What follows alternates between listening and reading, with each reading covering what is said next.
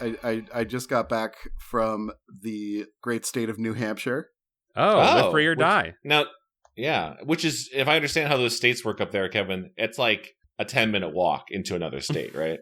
Kind of, but like a 10-minute walk will take you out of Massachusetts because it's so small. So famously. So it was a 10-minute walk out to cross the border, but then New Hampshire is actually quite tall, so we drove about like an hour and a half up into the mountains. Yeah, if you've ever had to go to Vermont, New Hampshire is really long. Yeah. And like you can't just drive through it because of all the mountains. Like there's like one way. Yeah. So like going across the coast is easy, but we were kind of going to like the northwestern corner. And we were in this like awesome little like ski town with like a really good like bagel place, and our power went out while we were playing Dungeons and Dragons. Whoa! Oh my gosh! Wait, who was this? Paint the picture. Is this friends? Is this family? This is me and 10 of my closest friends sharing a cabin for 3 nights. This is the original Space Kings group. We used to meet every week, but I've been a little busy lately, so we've been on hiatus. So it was good to finally get everybody in the same place, and lots of us are dads now. So you just wake up some morning, and next thing you know, you're dead.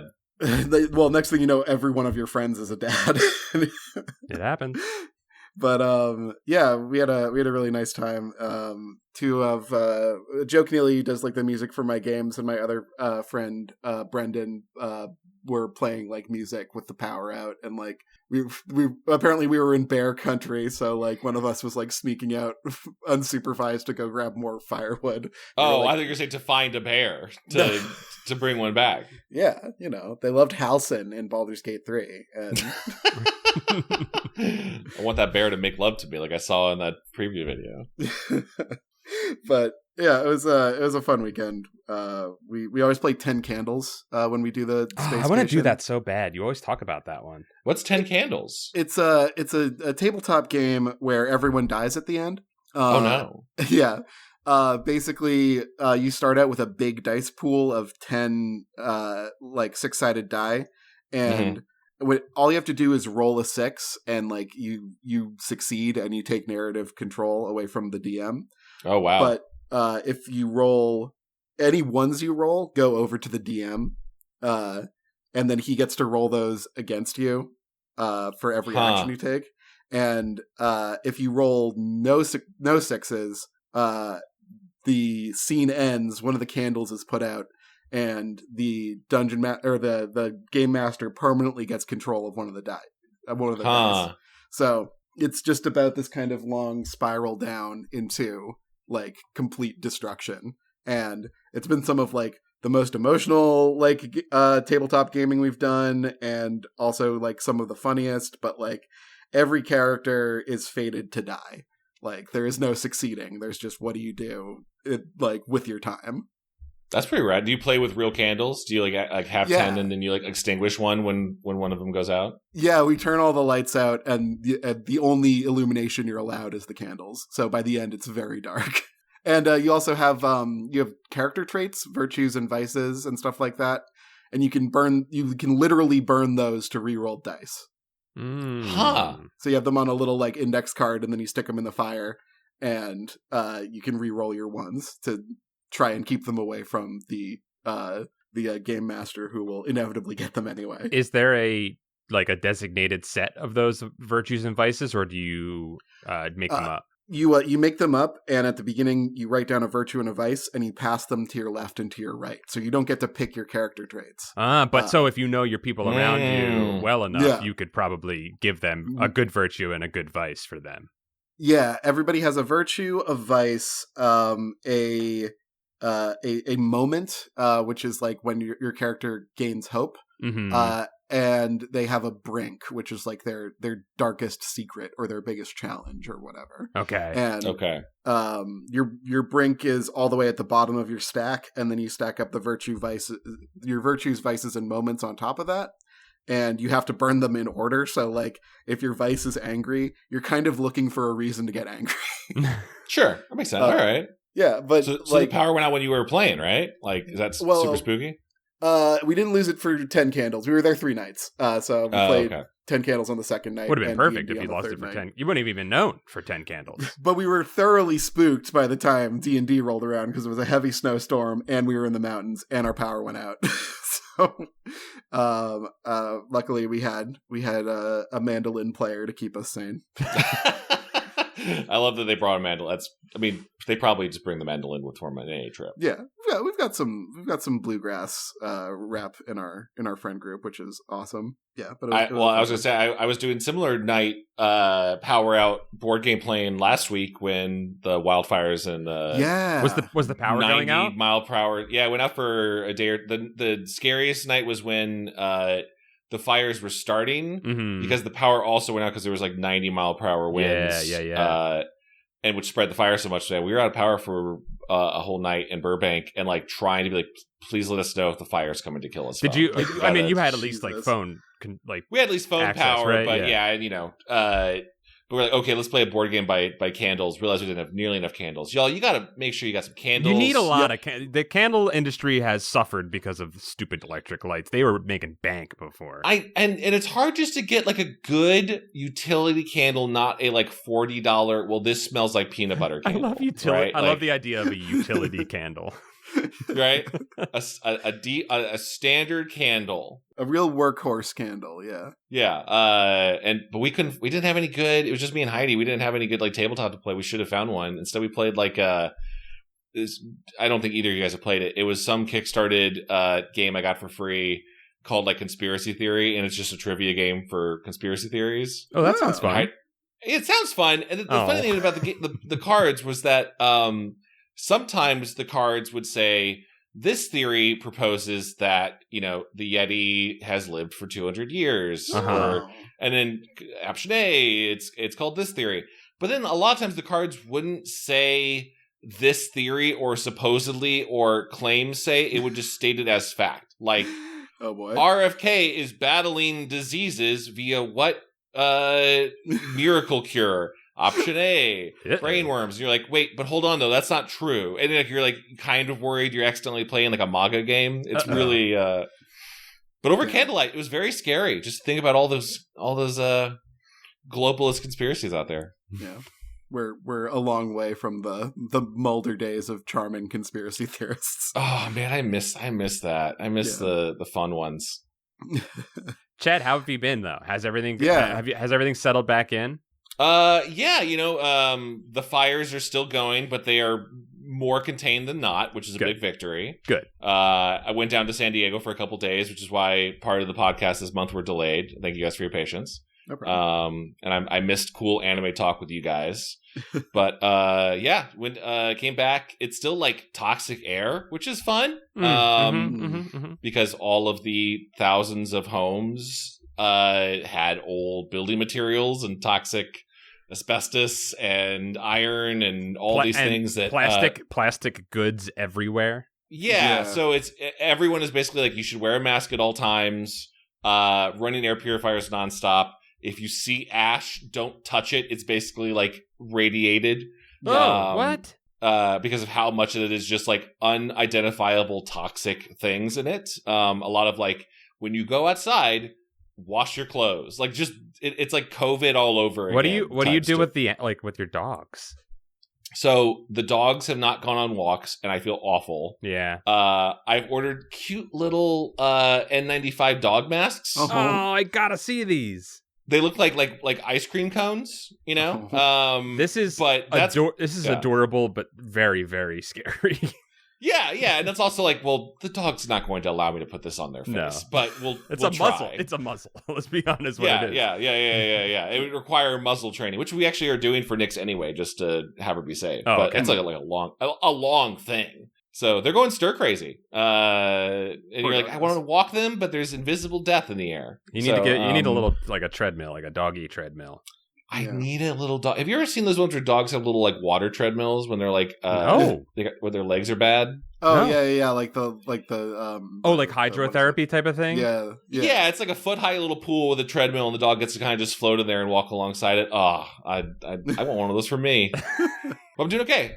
Good. I'm glad you're doing okay. I just love the thought. I don't love the thought. It'd be a terrible thing if it were happening. But I love the thought. It is kind of endearing of your entire family, including dogs and animals, all in little like a Wall-E style like suspension in water. Yeah, just like floating there like together watching TV, playing your conspiracy game by candlelight.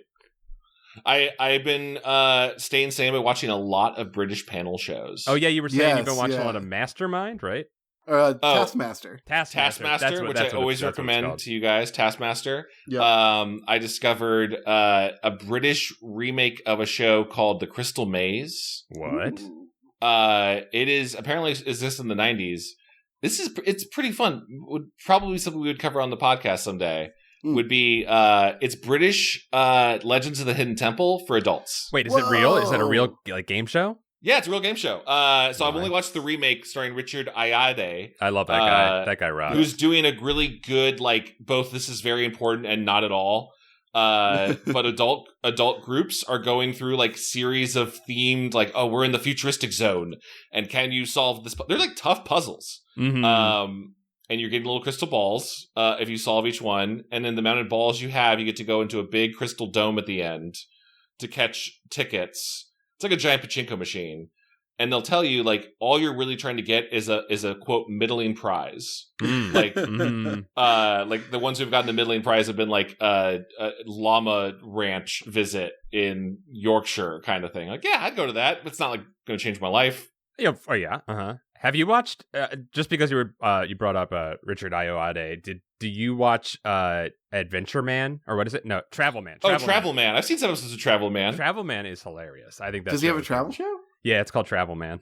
Hell yeah. Yeah, I've seen a couple episodes like with Noel and other guests that were on for it. I think you would like Crystal Maze. I believe it because I like that guy a lot. Remember when he was in the Fable trailer? Remember he was in that trailer for Fable? My God, was that for the Fable that never came out? Yeah, well, it still hasn't come out.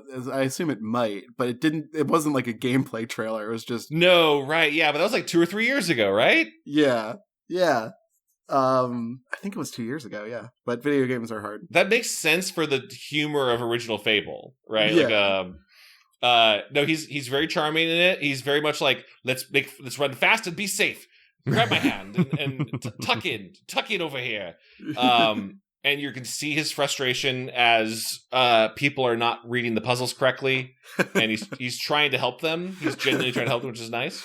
But if you recall, the Shrine of the Silver Monkey was a big stumper for many American children back in the day, and it's literally just put 3 things on top of each other. Yeah, this would be like if was it Kirk Fogg, nice. Like if Kirk Fogg was actually yelling like, think about where the head of the silver monkey goes. Yeah.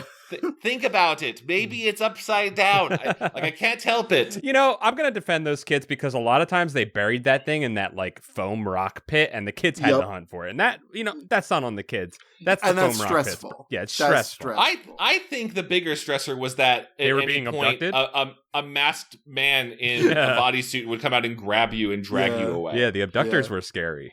And then they would just feed you straight to Olmec. You'd go right in his mouth. And Olmec would go, yum, yum, yum, yum, children. Olmec, voiced by D. Bradley Baker.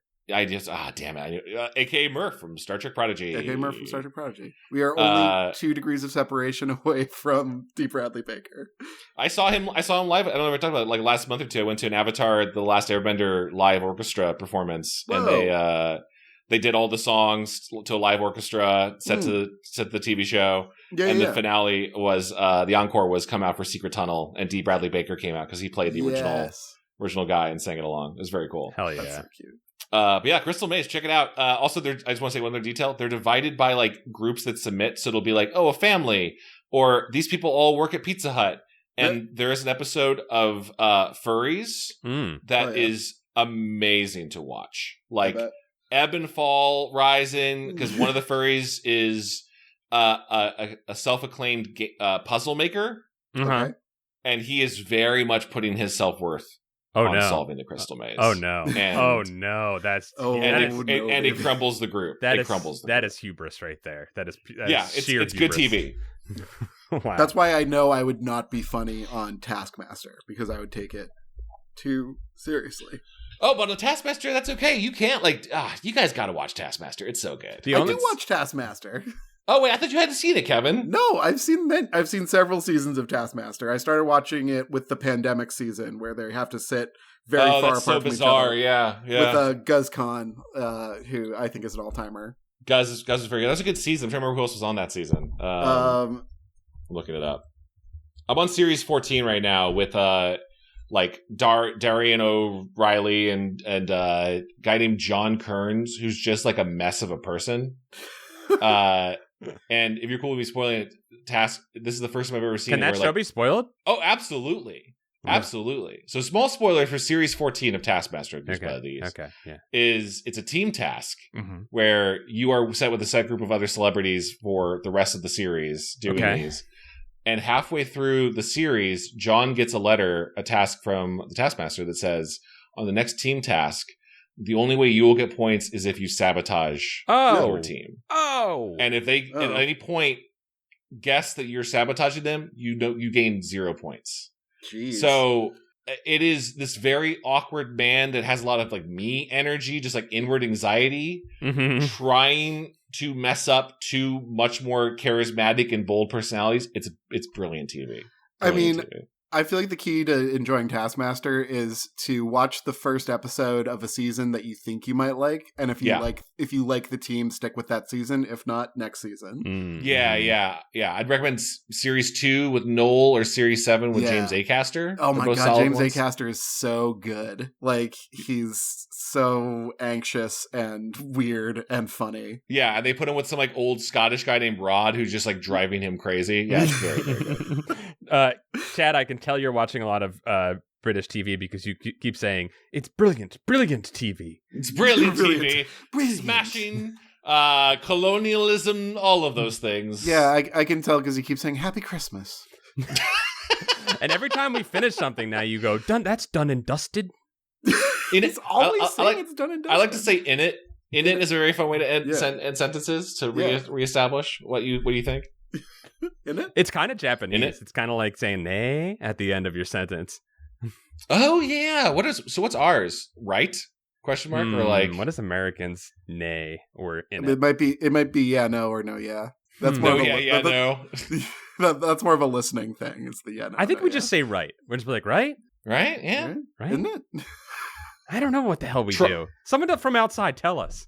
Yeah, tell us. Yeah, tell us what the Americans do. We need an outsider to tell us that because I don't think too close. I think it's we just say yeehaw and we throw our cowboy hats in the air. And that's right. We shoot a gun off. We fire a gun. Yeah. You fire. Yeah. Should we talk about Goosebumps, guys? Sure. Oh man, the deep breath before you started that, Chad. welcome to Goosebuds, a podcast where we sometimes cover the work of R.L. Stines and other things. I'm one of your hosts, Chad. I'm Paul, and I'm one of your hosts, Kevin Cole. And you intentionally said your last name this time, Kevin. I was thinking about it as I willfully did not say my last name again. That's the Chevy LaGrange special, That's baby. That's right, baby. I only have one name. That's Sea-Leg for you. We covered the hit new Goosebumps media, Goosebumps: The Vanishing, starring one David Schwimmer now from Friends. Chad, I wouldn't mind if you cited where you got the hit from. What are you talking about? Is it a hit? Is it actually a hit? I don't know. I don't know if there's. I was gonna say more like the vanishing from the public consciousness. Oh, I just because I gave it a credit. I mean, it's been out for a couple days. We don't know how it's doing. I did not. I realize now that seemed like I was taking a shot. I was not. I just didn't know if this was a hot property. I have been so stuffed inside of my own head for the past couple of weeks that I have not paid attention to how this is hitting on the net. So I don't know how it's doing. That's all. I'm not seeing it light up the charts. I don't know, Kevin. Yeah, we were talking a little bit about who is this for, and maybe it's for the three of us assholes who are gonna rip it apart on a podcast. Have we reached the point of world or maybe American media where things are just being made so that people like us can make podcasts about them, and then the cycle will be complete? Yeah, I think partially. I think also just like I think we are the target demo for our age. Like, yeah. Millennials who grew up with this, who care about the name, but then, and we should get into this. This is a show still about teenagers, so I think they're wanting this show to be for young people. I think they're trying to do a good old 4 quadrant. That's what I think. They are trying to hit quite a number of the 4 quadrants, maybe all 4 at once. I don't know if they can. I thought it was interesting that this is seemingly a show for teenagers, like you said, but the Goosebumps books were never for teenagers. They were for children. Yeah. Fear Street makes sense for teenagers, right? Has reading comprehension gone so down? Oh, boy. That the Goosebumps books are now for teens? Oh, that's very possible. I mean, I did think that the Vanishing and a lot of this, so we watched the first 2 episodes. You guys watched both of them or just the first one? Yeah, we watched the first 2. I watched 4 episodes. You kept going. Kevin! The Vanishing. Kevin couldn't be stopped. I watched halfway through. Chad, did you watch any more? No, I watched the first 2, and I was like, "There's no way these guys watched both of them." I'm gonna just describe episode 2 to them. No, I watched both. I kind of wish I'd stuck around for Christine the Car. We got a haunted car. You won't have. Okay. You won't have. So let's. So this is the second series. Sorry, that's the British term. The second season. Wow, he's so British now. So British now. Of Goosebumps, which we covered a little bit of the first season with the same creative team, but none of the same characters. Yeah, it's really. I don't think there's any carryover. It's so strange because I really felt like we didn't finish the first season, but we were having a good time with it, and I don't know what happened. Why the people didn't carry over. I do want to say that this show, I guess, or these 2 seasons, they consistently got really good young actors. And I don't have a problem with the young actors. I think they're all doing really well and giving very good naturalistic performances. Yeah. But the script is not doing them many favors. No, I think that might be the weakest part of it. I was trying to figure out what it is, like why. I was thinking about that. Sorry, Chad, I'm cutting you off. Go on. No, I was trying to hit because I was like, okay, I feel like the actors are doing stuff. Like I liked that actor doing Frankie for whatever reason. Like, but yeah, I'm trying to figure out what the she was very sympathetic. She had I think, and maybe this is just good charisma. I think maybe sometimes when you have very good charisma, it creates this effect. But she seemed familiar, and I think maybe that's what charisma does, is creates a bit of instant familiarity with somebody. So like I kept going, Rachel Ziegler? No, this is a different actor. Yeah. Okay, so here's my thing. I don't think you said the script might have been the problem, Chad, and that's certainly a possibility. But looking at this as a whole, I feel like the issue plaguing this is simply a disconnect between everybody involved in it. I feel like this is a show that is that each role is doing the best that they can. Writers, from writers to producers to directors to actors to editors to music choice people are all doing the best that they can, but they are all handing a baton. And I don't think whoever was overlooking this whole thing maintained the continuity of a vision. And I think they were all bringing their own feelings to this, and it doesn't connect. So there's no synergy, is what you're saying. Exactly. Rather than the energy of everybody's efforts congealing into a unified product, they just continually dissipated on each handoff. That's interesting, because one of my favorite directors on one of my favorite TED Talks is by Shekhar Kapoor, and he says, as a director, if what you should be looking for is the harmonies. Like, every single element of your work is telling its own story, and you don't need to so much conduct the harmonies as just be aware in the moment when they're happening. Can the architecture tell a story? How does that story relate to the character? Like, your mind just kind of needs to be open to these little things, and you need the flexibility to do them. I feel like this was regimented. Like, everything from like the camera angles inside the house, like this was so pre-planned and so like a strike mission just to get this done efficiently and cleanly, that I don't think we got any of the harmonies because it never left the playbook. Yeah. That should we? Yeah. Okay, Paul, I just want one more thing. I think that is something that I have begun to notice with a lot of streaming stuff, and especially just a lot of just like really just ultimately what is the television output now, because we got past the peak TV period, right? The peak TV period in the early 2000s was a point where budgets / production values were able to reach a more filmic quality than TV ever had the ability to, probably because of the reduction in costs for equipment and effects and things like that. Suddenly we had the ability to make things look like movies on a cheaper budget. Digital filmmaking came in. Like, we were able to kind of reduce a lot of barriers for television, right? Yeah. But and we did have a brief window where I think there were people, maybe because TV was a little bit more hands off, people were able to kind of come in there, and if they had a dominant idea, they were able to execute on it and maybe have a little more control over it. But then that stuff started making a ton of money, and people realized, whoa, if we can make this faster and cheaper, we can make even more money. And now we've gotten to the point where we've like moved past now everybody can, like, this show has pretty significant effects work for a TV show, especially for a children's TV show or a young teens TV show. And I think it looks pretty good, but it doesn't really do anything. No, I mean, like, but it just doesn't do anything because there's no like. Because they ain't got no soul. I can show their butts, they got no soul. It doesn't got that swing, baby. Where's the swing to it, you know? Yeah. I think where we're at now is we've moved past that. The problem was that there was a brief window where people weren't paying attention what the hell was happening on TV. Or a couple people realized that if they gave people carte blanche to make what they wanted on TV, that maybe they could make something that could actually elevate the medium, right? And it happened, and for like maybe 10 years, people were like getting away with this, right? And then people caught on, and audiences started showing up, and they were like, "Hold on, you can make money doing this."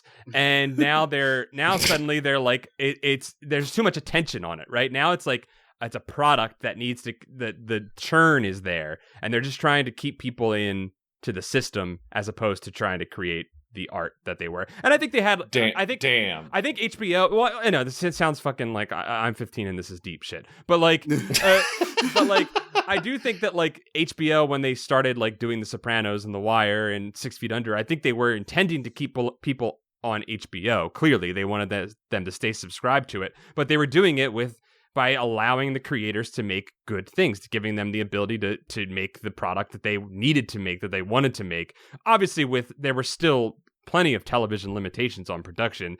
Sopranos, if you listen to any of the behind-the-scenes stuff, they still had extremely limited budgets and extremely limited time, but there was a certain like balance that was occurring there. But now, the streamers are Hulu, Netflix, and Hulu is Disney, right? So like, we're getting like a Marvel quality show in terms of production value, but we're also getting probably the tight turnaround and I'm assuming I don't think that the writers probably had any interaction with anybody else in this show, right? You know, like the writers' room wasn't getting to like talk to the director, who was getting to talk to the actors, who was bringing things back, and like it's probably very regimented and very segmented.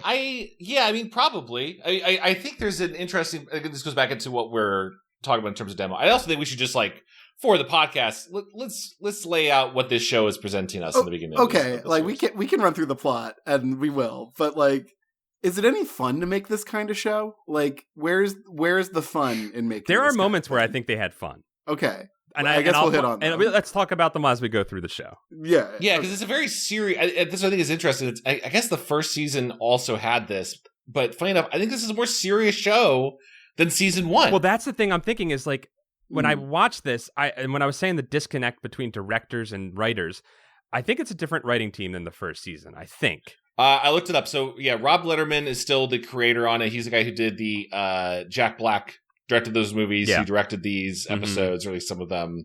It looked like Hillary Winston was now a showrunner of some sort for season 2. She'd been a writer on season 1, so there had been some changeover. I know at least one person in my sphere that had been reached out about working on this show. So like they did change people.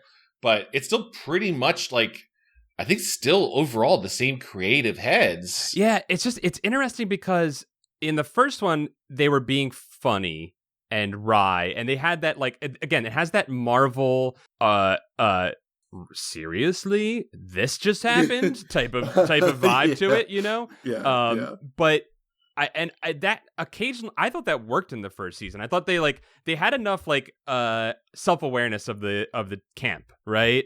Yeah. I made a note. I needed one genre savvy character. I just needed one character that wasn't going, seriously, this is happening. I needed one character that had been through it, maybe from the previous season. Just one character to be like, that'd be cool. So what you're dealing with is a classic, kind of like Jack Black in as R.L. Stein in the Goosebumps movie, like, right? Sure. And there was like one kid. Wasn't there someone besides Jack Black that like had heard of Goosebumps before? Or something? It was very meta. Yeah. Oh yeah, like the girl who, or his daughter or something. Oh, that's right. His daughter that was not his daughter that he wrote a new version of, so that the boy could hook up with at the end. Yeah, book daughter.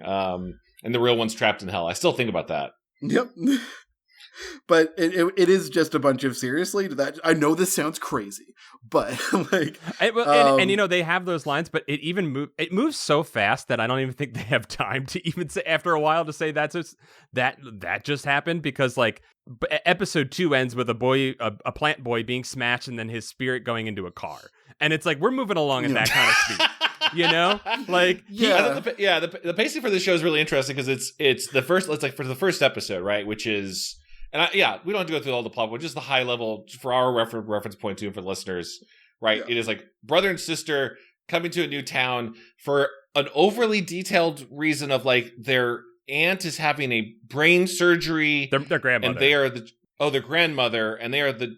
The grandmother is having brain surgery because it's they are the children of David Schwimmer is their dad. They're twins, which I did not realize he was their dad until halfway through. Yeah, that was just the lack of dad energy I got from him. Is like, oh, he's like the uncle or something. Well, because he's got got a distance, because I think the impression being that they were with their mother this whole time, that maybe he had a lot going on with his career because he's like a big shot botanist. Their parents are separated. Yeah, their parents are separated. Classic. Well, actually, not classic. A more newfounded Goosebumps type of storyline. A modern family structure. A modern family.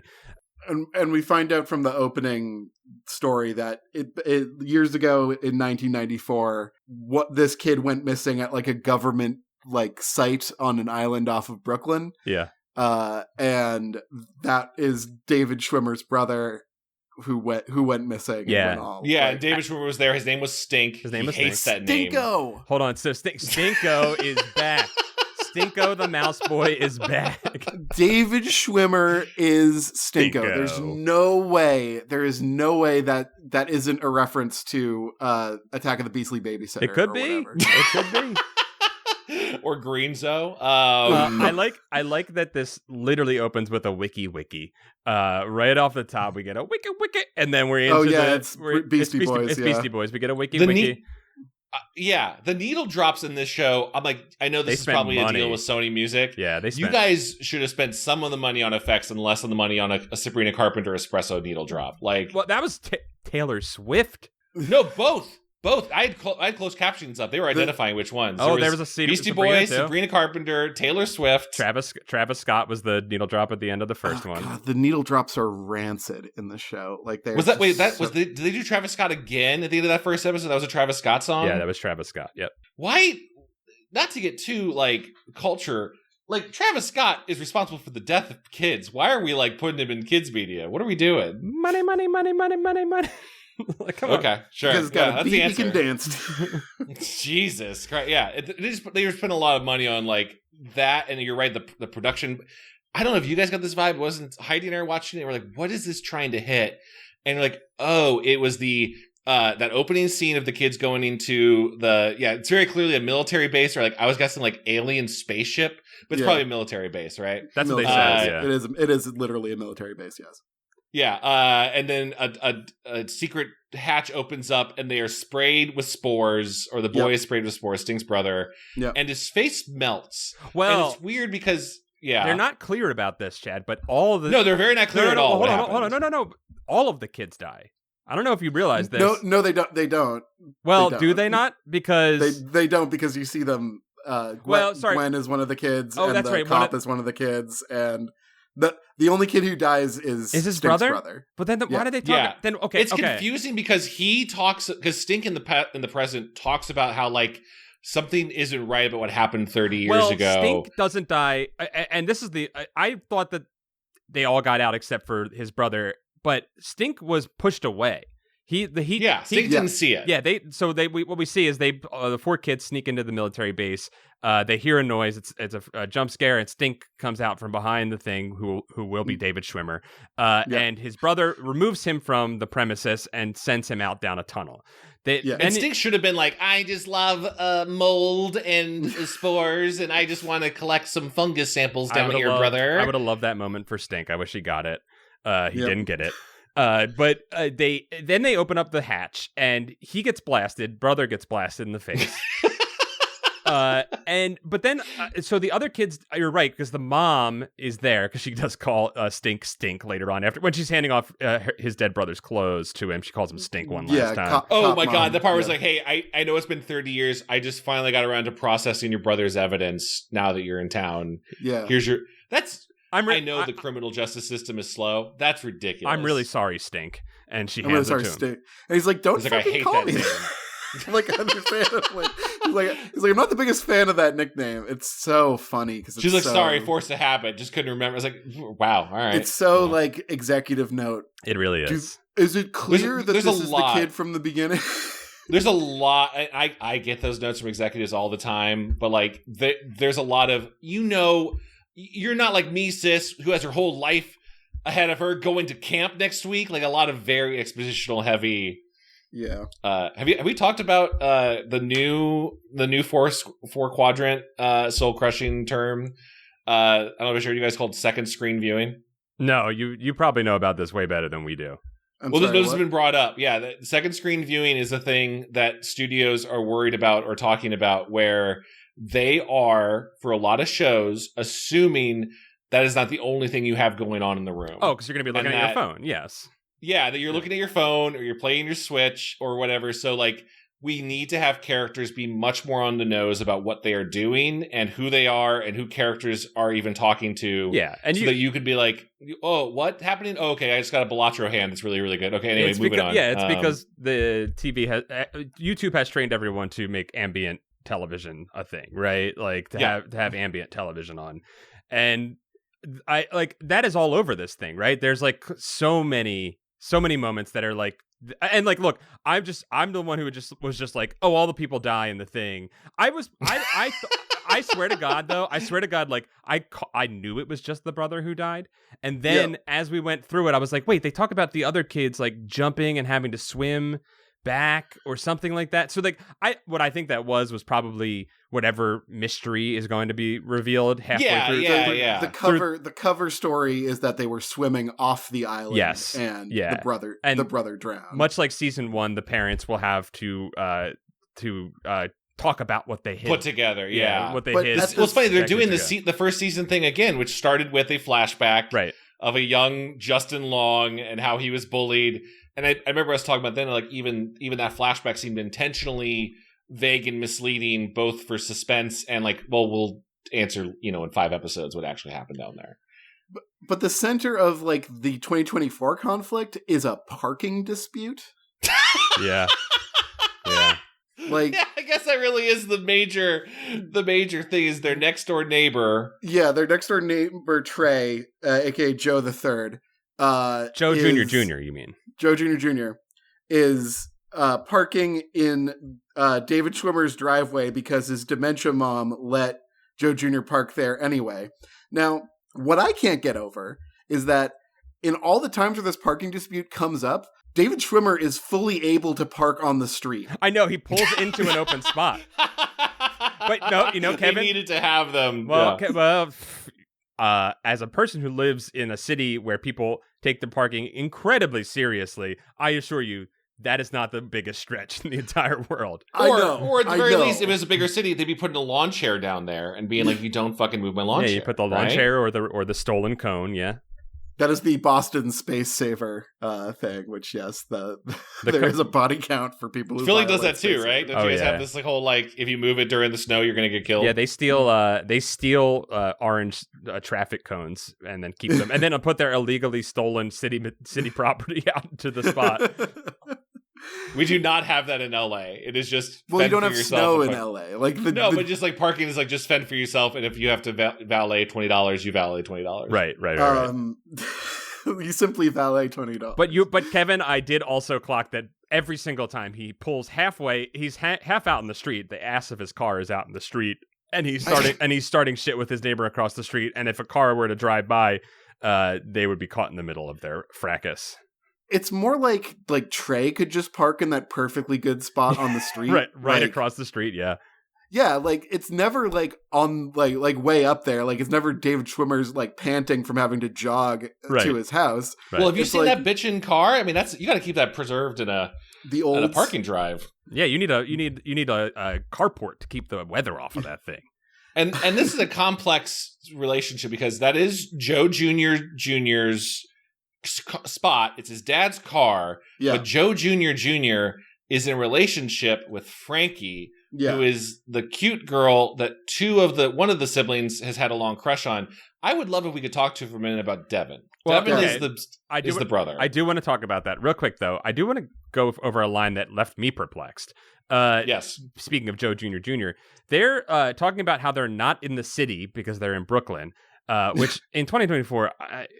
Brooklyn is as popular as Manhattan. There's no down. You're not taking a step down to go to Brooklyn. No, this doesn't seem like a New Yorker wrote it. No, maybe they did, but maybe a Manhattanite did, and maybe they do feel this way. Or they just didn't have. They're not shooting in New York. They definitely shoot on green screen in like Canada, right? Yeah, right. But that's a very Toronto looking New York. Yeah. It was just very funny for that discrepancy, but also I just thought it was really interesting because the sister is like, Joe Jr., we really are a long way from home, and I was like, what does that even mean? You made up that nickname, first off. Okay. So at the center of this, like, our family of Anthony, Stank, Cece, and Devin,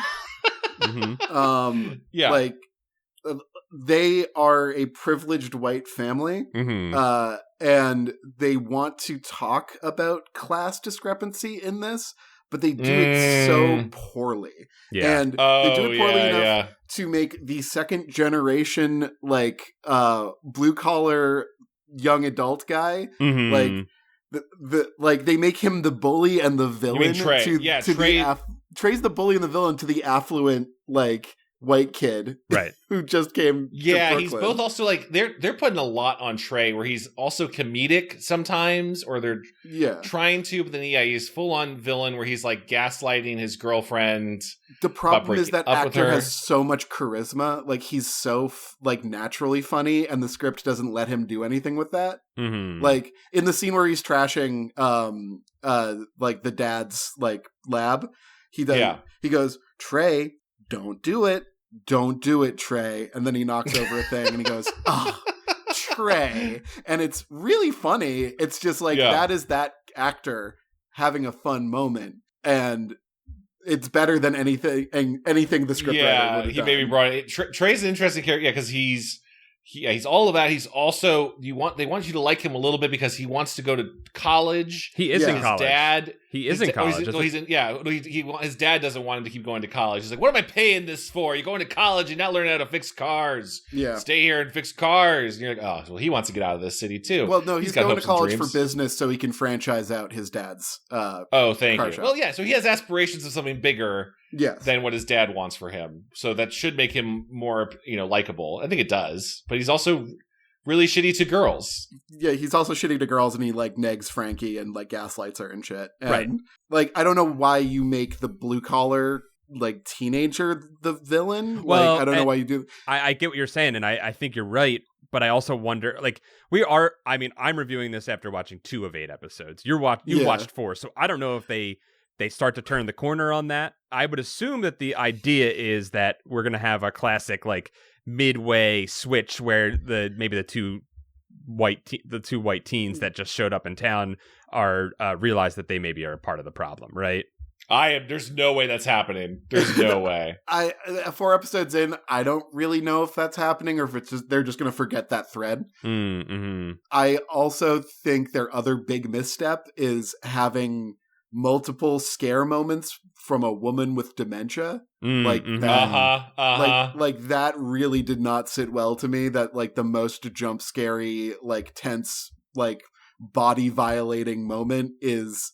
Well, I mean, there's some body horror that actually is. There's some body horror. yeah. But like, I think they're having fun with the body horror. I'll say that. For like Devin, like there's this big moment where his dementia, his grandmother suffers from dementia, scares him by like grabbing his arm and saying stuff about his dead uncle, and it's really played as very, very scary.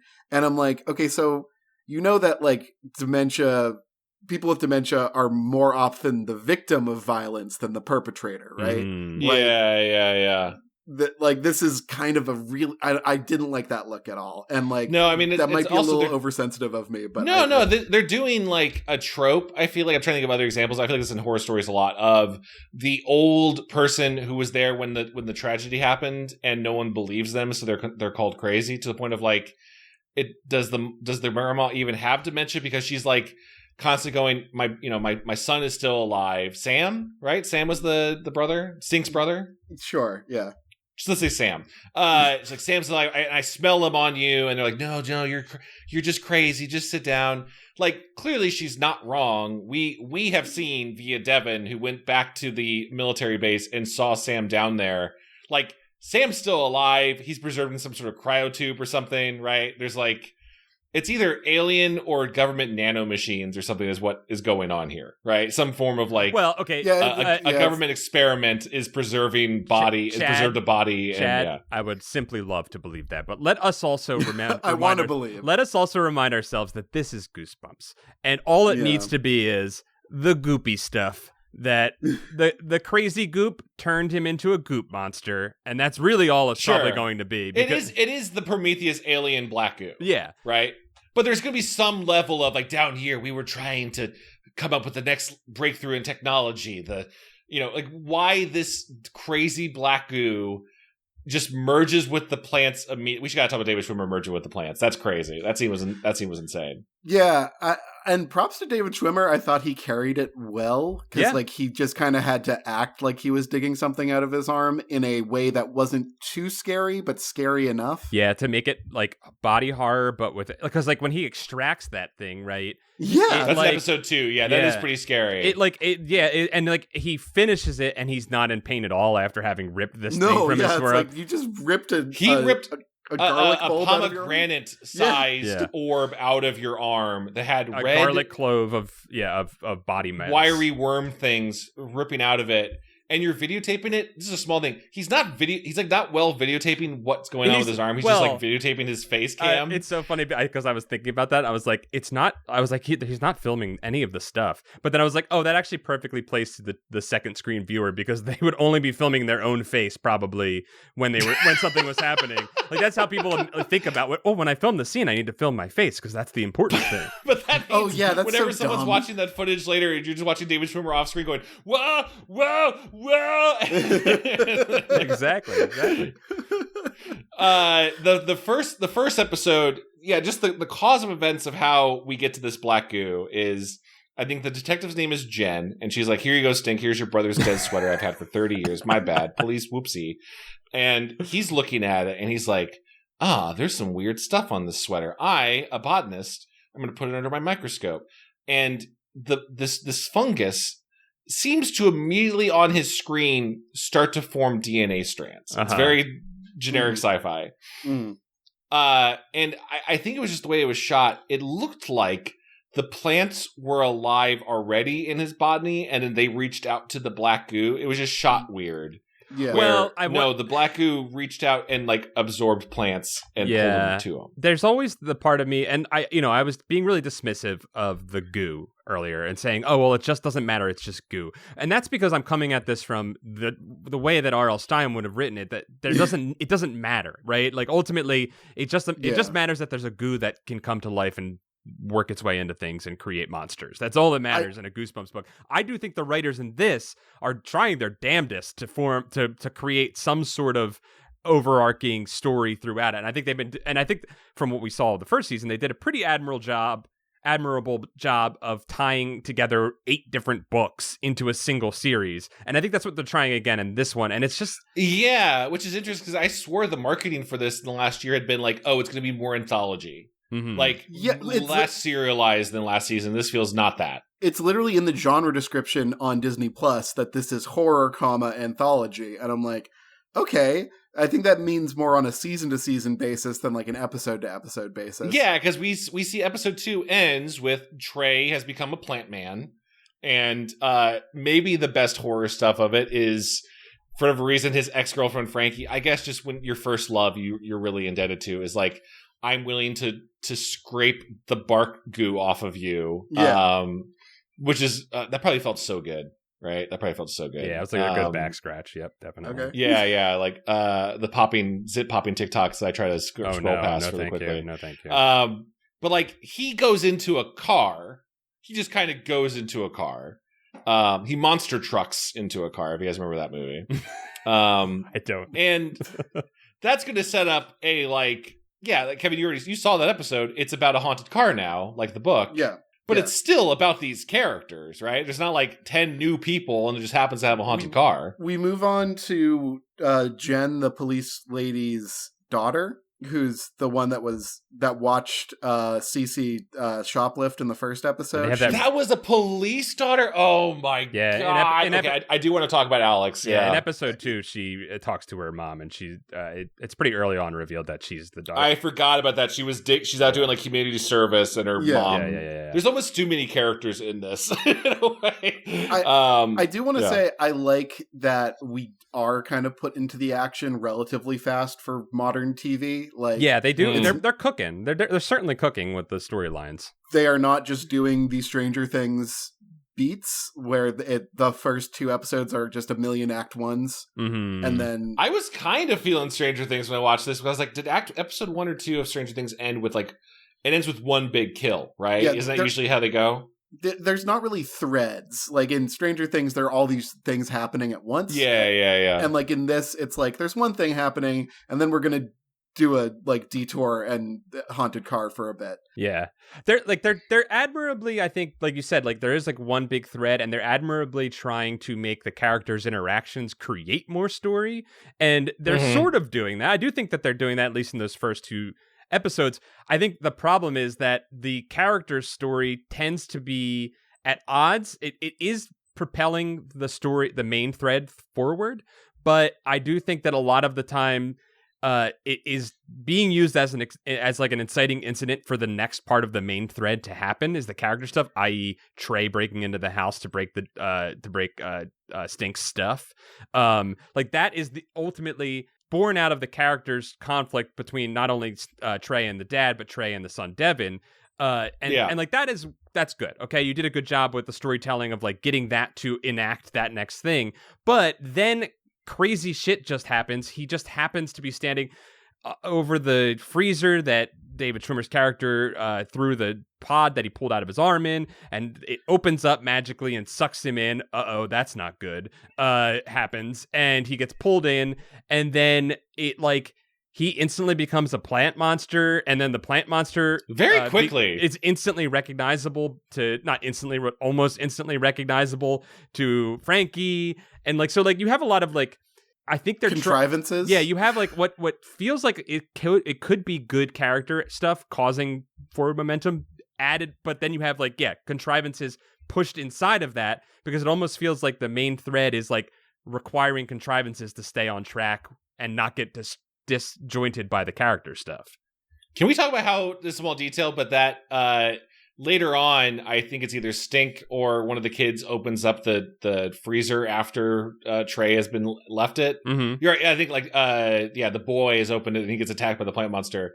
and he sees inside the freezer like very nicely folded overalls, work overalls with Trey's name on it, which to me implied the monster transformed. It's a sweatshirt. Was like, yes, yeah, it's a sweatshirt. Yeah, it's like get this off of me, but also take care of my sweater. Like folded it up and left it behind. Wait, was that in episode 2? At least it was in one of the 2 episodes I watched. There was just like a discovery of the sweater inside the icebox. And I was like, that's well folded. I might have been writing a note down during that shot. Okay. But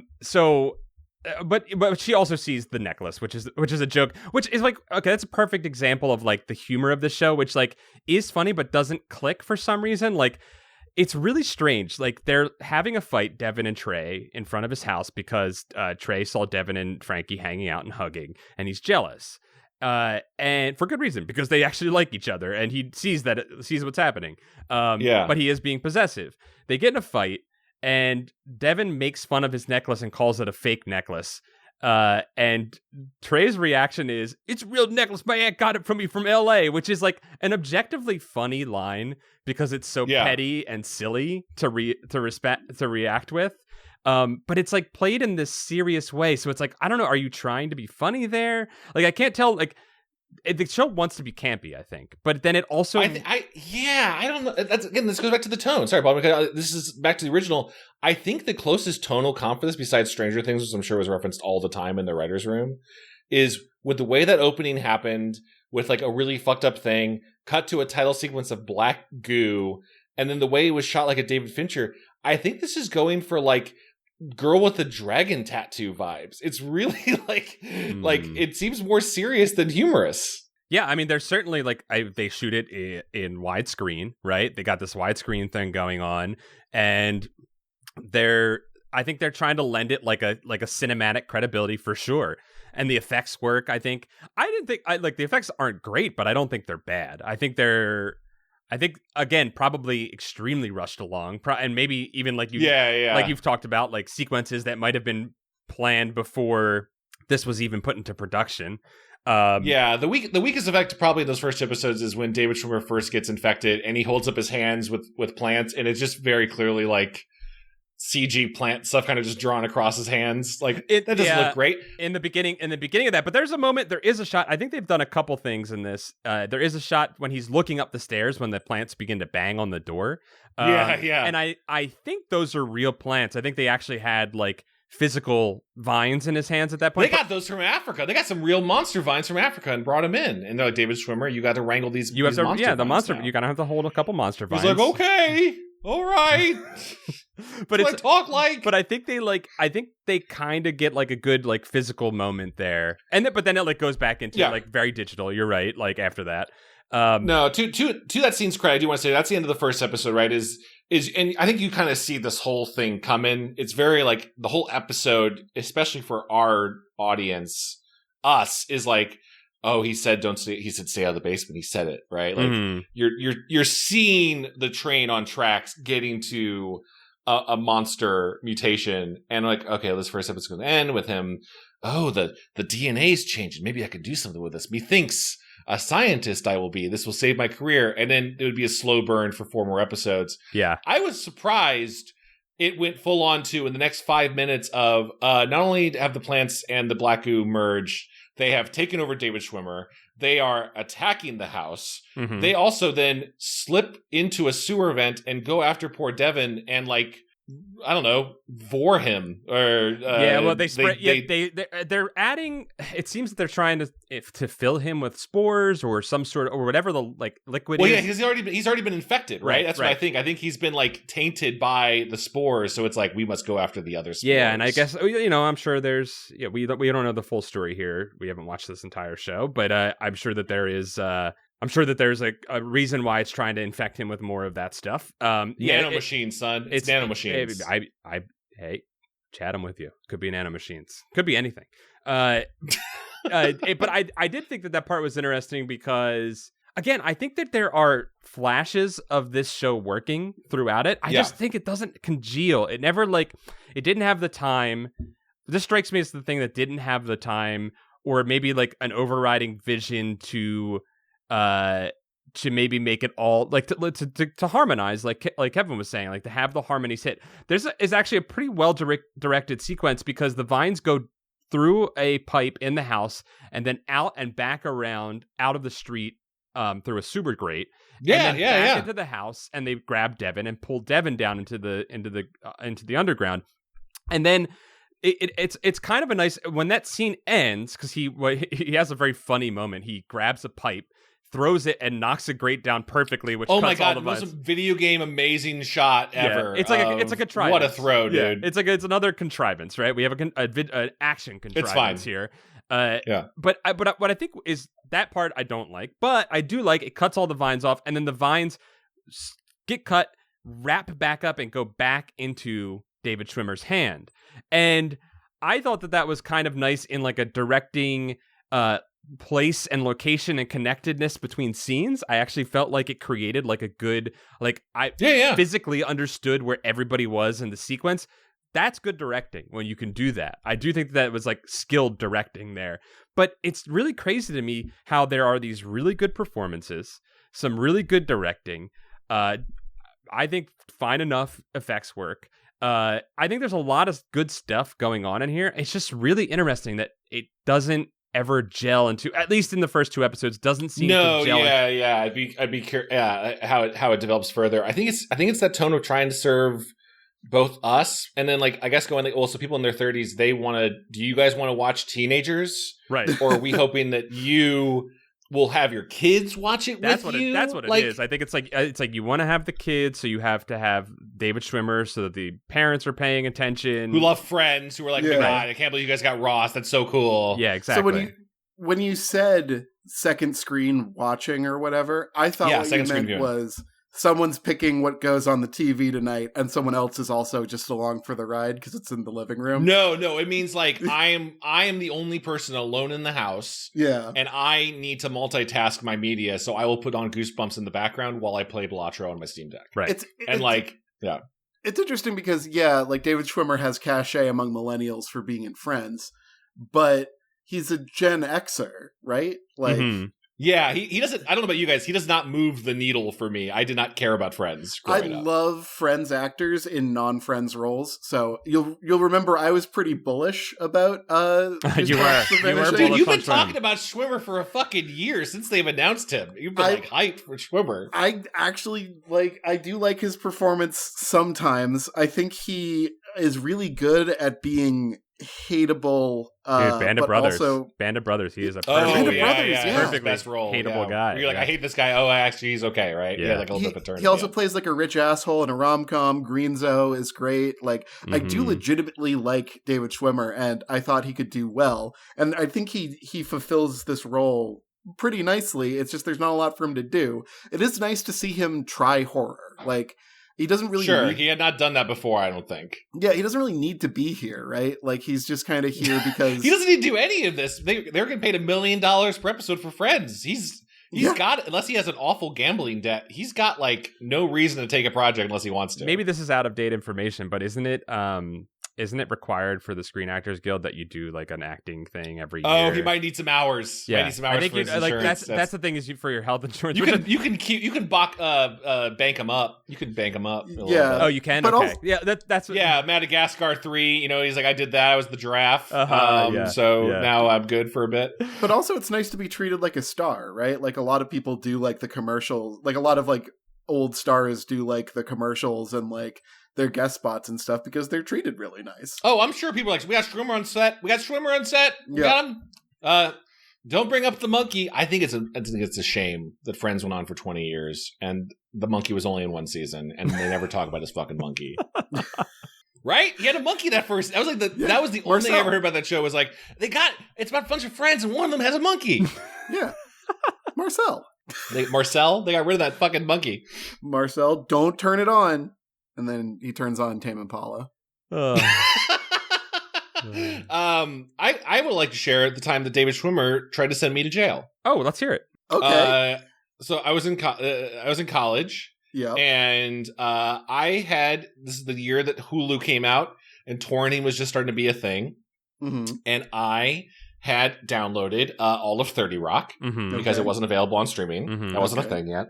And I got a cease and desist from NBC at my college Yeah.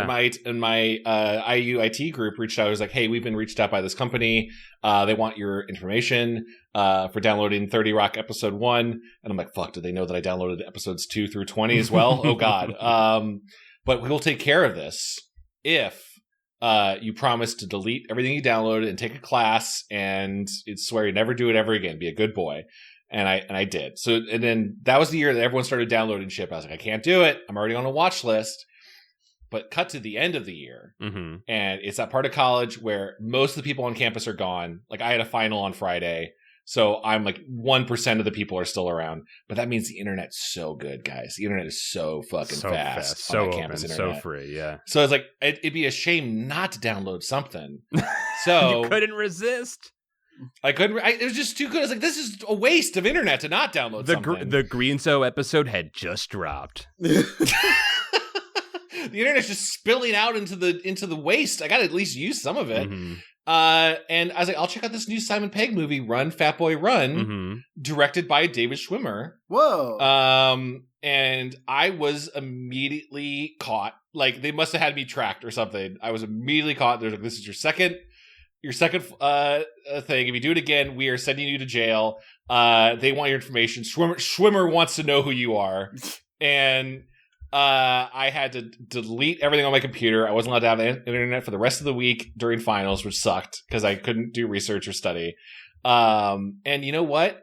I watched Run, Fat Boy, Run. That movie fucking sucks. That movie's a big old stinker. Chad, the problem was that was a test.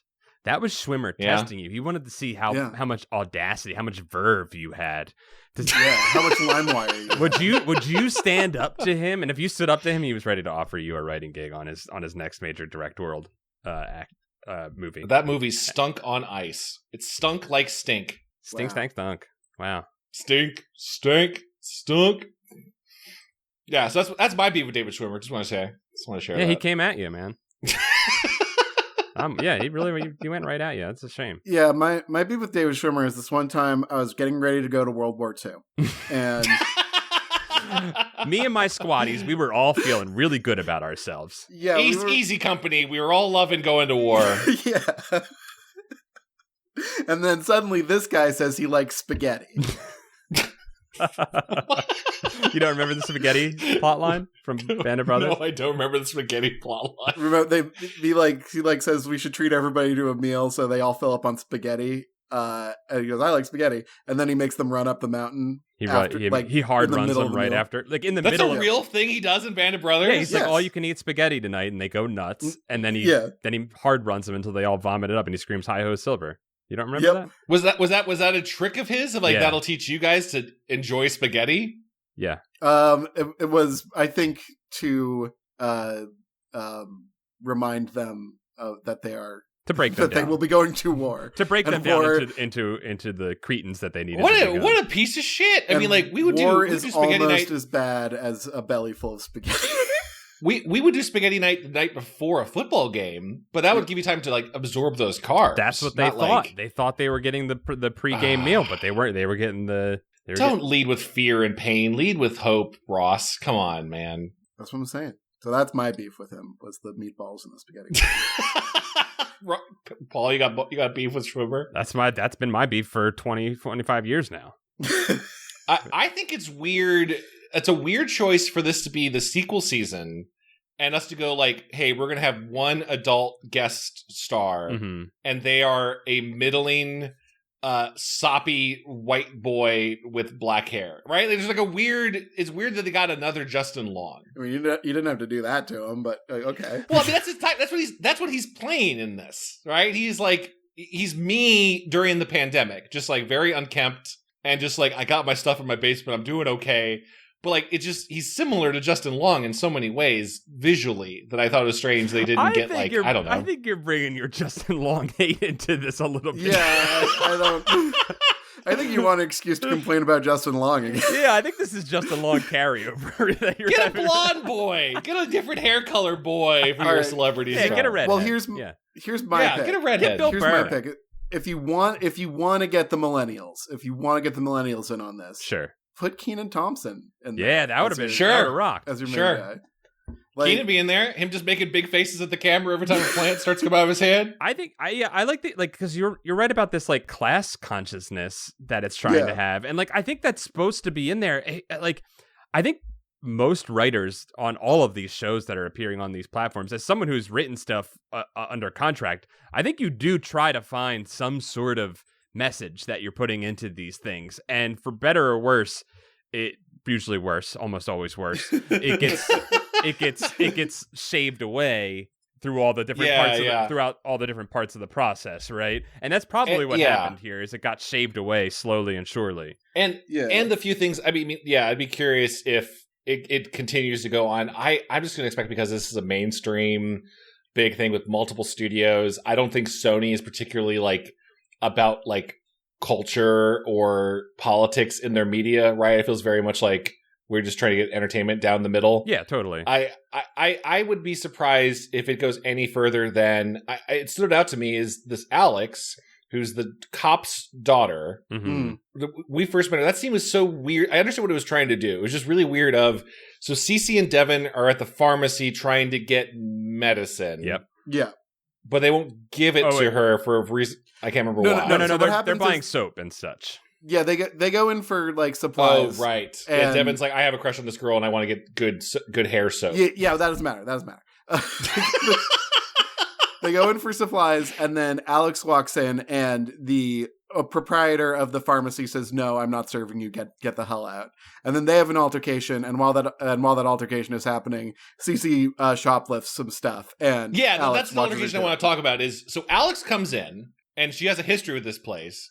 Well, she's in the orange like vest outside of the the reason why is she's a known criminal now. Yeah. Well, they're like she's done something wrong before. Alex goes. She got caught downloading things on the local area network, and now they're Simon tracking Pegg her. movies, and now you're wanted. Yeah. That's the dystopia where you're. But just the part, it was something about how Alex was like. It felt very much like, oh, this is the thing I see people do on the internet, or this is what kids do. Of I'm going to pull out my phone and now I'm live streaming. That felt like a twinge of social justice, type politics. There's a lot of stuff occurring in this that is like written by something like that. Yeah, and like written by someone probably around our age, maybe like that. Like the whole bussin joke is like kind of like. Okay, so yeah, what does bussin mean? Bussin does not go away. By the way, they bring up bussin. That's the only joke of the show is them arguing if bussin is a word. It's like I don't know. There's a brick bussin, and I regret to inform you, it does land. I did exhale through my nose. A brick bussin? Yeah, like a brick joke. Yeah, you throw it up. They just throw it up. What does bussin mean, guys? Bussin's like good. Yeah, like good stuff. It's bussin. Okay, because I only know bussy. Oh, I don't know if it's related to bussy. It's not. It's different etymology from bussy. Okay, I didn't know if they're but the kids debating if people use the word bussin felt very much adults talking about it. Exactly. It'd be like, what if kids talk like this? Yeah, that's I liked bussin. I liked bussin because it is lame. It's very dumb, and it was like a thing to say for like maybe 2 weeks in 2018. The bussin thing, there were moments where I was like, oh, that's kind of working. But like it definitely feels like that moment with the cameras where it's like kind of like being like, this is what people do now, right? Like this is like I don't know, it felt like it's like trying to walk that line. It almost feels like it's less for the younger audience and more for our people our age to be like, ain't this what being an adult is like? You kind of don't understand all this stuff, right? You know, like that's what I sensed. That's how I sensed it, was that kind of stuff. And I'm like, I don't know. I don't like it when people write in like I don't get the kids. Like, I just don't like that type of humor. And I don't, and I'm not the type, and I also get really annoyed when people get upset with kids for having slang. Because I think I'm always willing to go. It's so cliche, like to do the stuff where if Schwimmer's character Stink was like, oh, I'm trying to connect with you kids. Why don't we do a selfie? Even that's like a lame joke, but like, I guess I could buy if an adult's lame trying to be cool, because that's real. Right. But yeah, versions of like, well, we think we know what the kids are going to talk like, so we're going to do meta dialogue about that. It never fully works. Yeah. Never fully works. Can I pitch something to you guys? Let's say we're in charge of Goosebumps season 3. Okay. Okay. right? And following and understanding like what they like to seem to do with this show and what demographics they seem to be going after, you can do another 90s and 2000s story, but you frame it more like it. We're not doing teenagers in the modern era at all. It is It Chapter 1 and It Chapter 2, or aka if you read the book, all the entire parts of the book. Like, if you want to tell some stories of kids, that is the 90s flashback part where we are seeing what happened to them when they were kids in the 90s. And then all the writers who grew up in the 90s can be accurate. They can run free. With what it was. Yeah, they can run free. They can run free and pull from real experiences, and it won't feel forced, and it'll be very like nostalgic for. I'm all for like 90s nostalgia just kind of got jumped. I feel like we just like stayed in 80s, and we've never left the 80s nostalgia. I'm so for 90s stuff. Mm-hmm. And then like it, you do the kids are adults and they return to the modern day, and they're back, and they're like, we got to deal with monster blood. It's back, and like they can all be adults. They can have their experiences. They can be scary, and you can do more dark shit because adults can you can do that to adult characters more often than kids. They got away with, at least in this one. They violated a boy. They evil deaded a boy. They let a plant boy get crushed by a car. So that's pretty sick. I gotta admit, I gotta give them the props for that one. Yeah, that was kind of cool. So what's your question, Chad? Well, that's just my pitch of like how you do it. So you just let the eras separate the ages, and then you're not trying to do what do kids in 2024 listen to. I like that. You don't have to have like needle drops of $1 Million Baby, or whatever that TikTok song is that came at the beginning of it. Chad, I think you're right, because I think that's actually like a really great point. You should. That way because you can be honest about what it was like to be a kid in the 90s.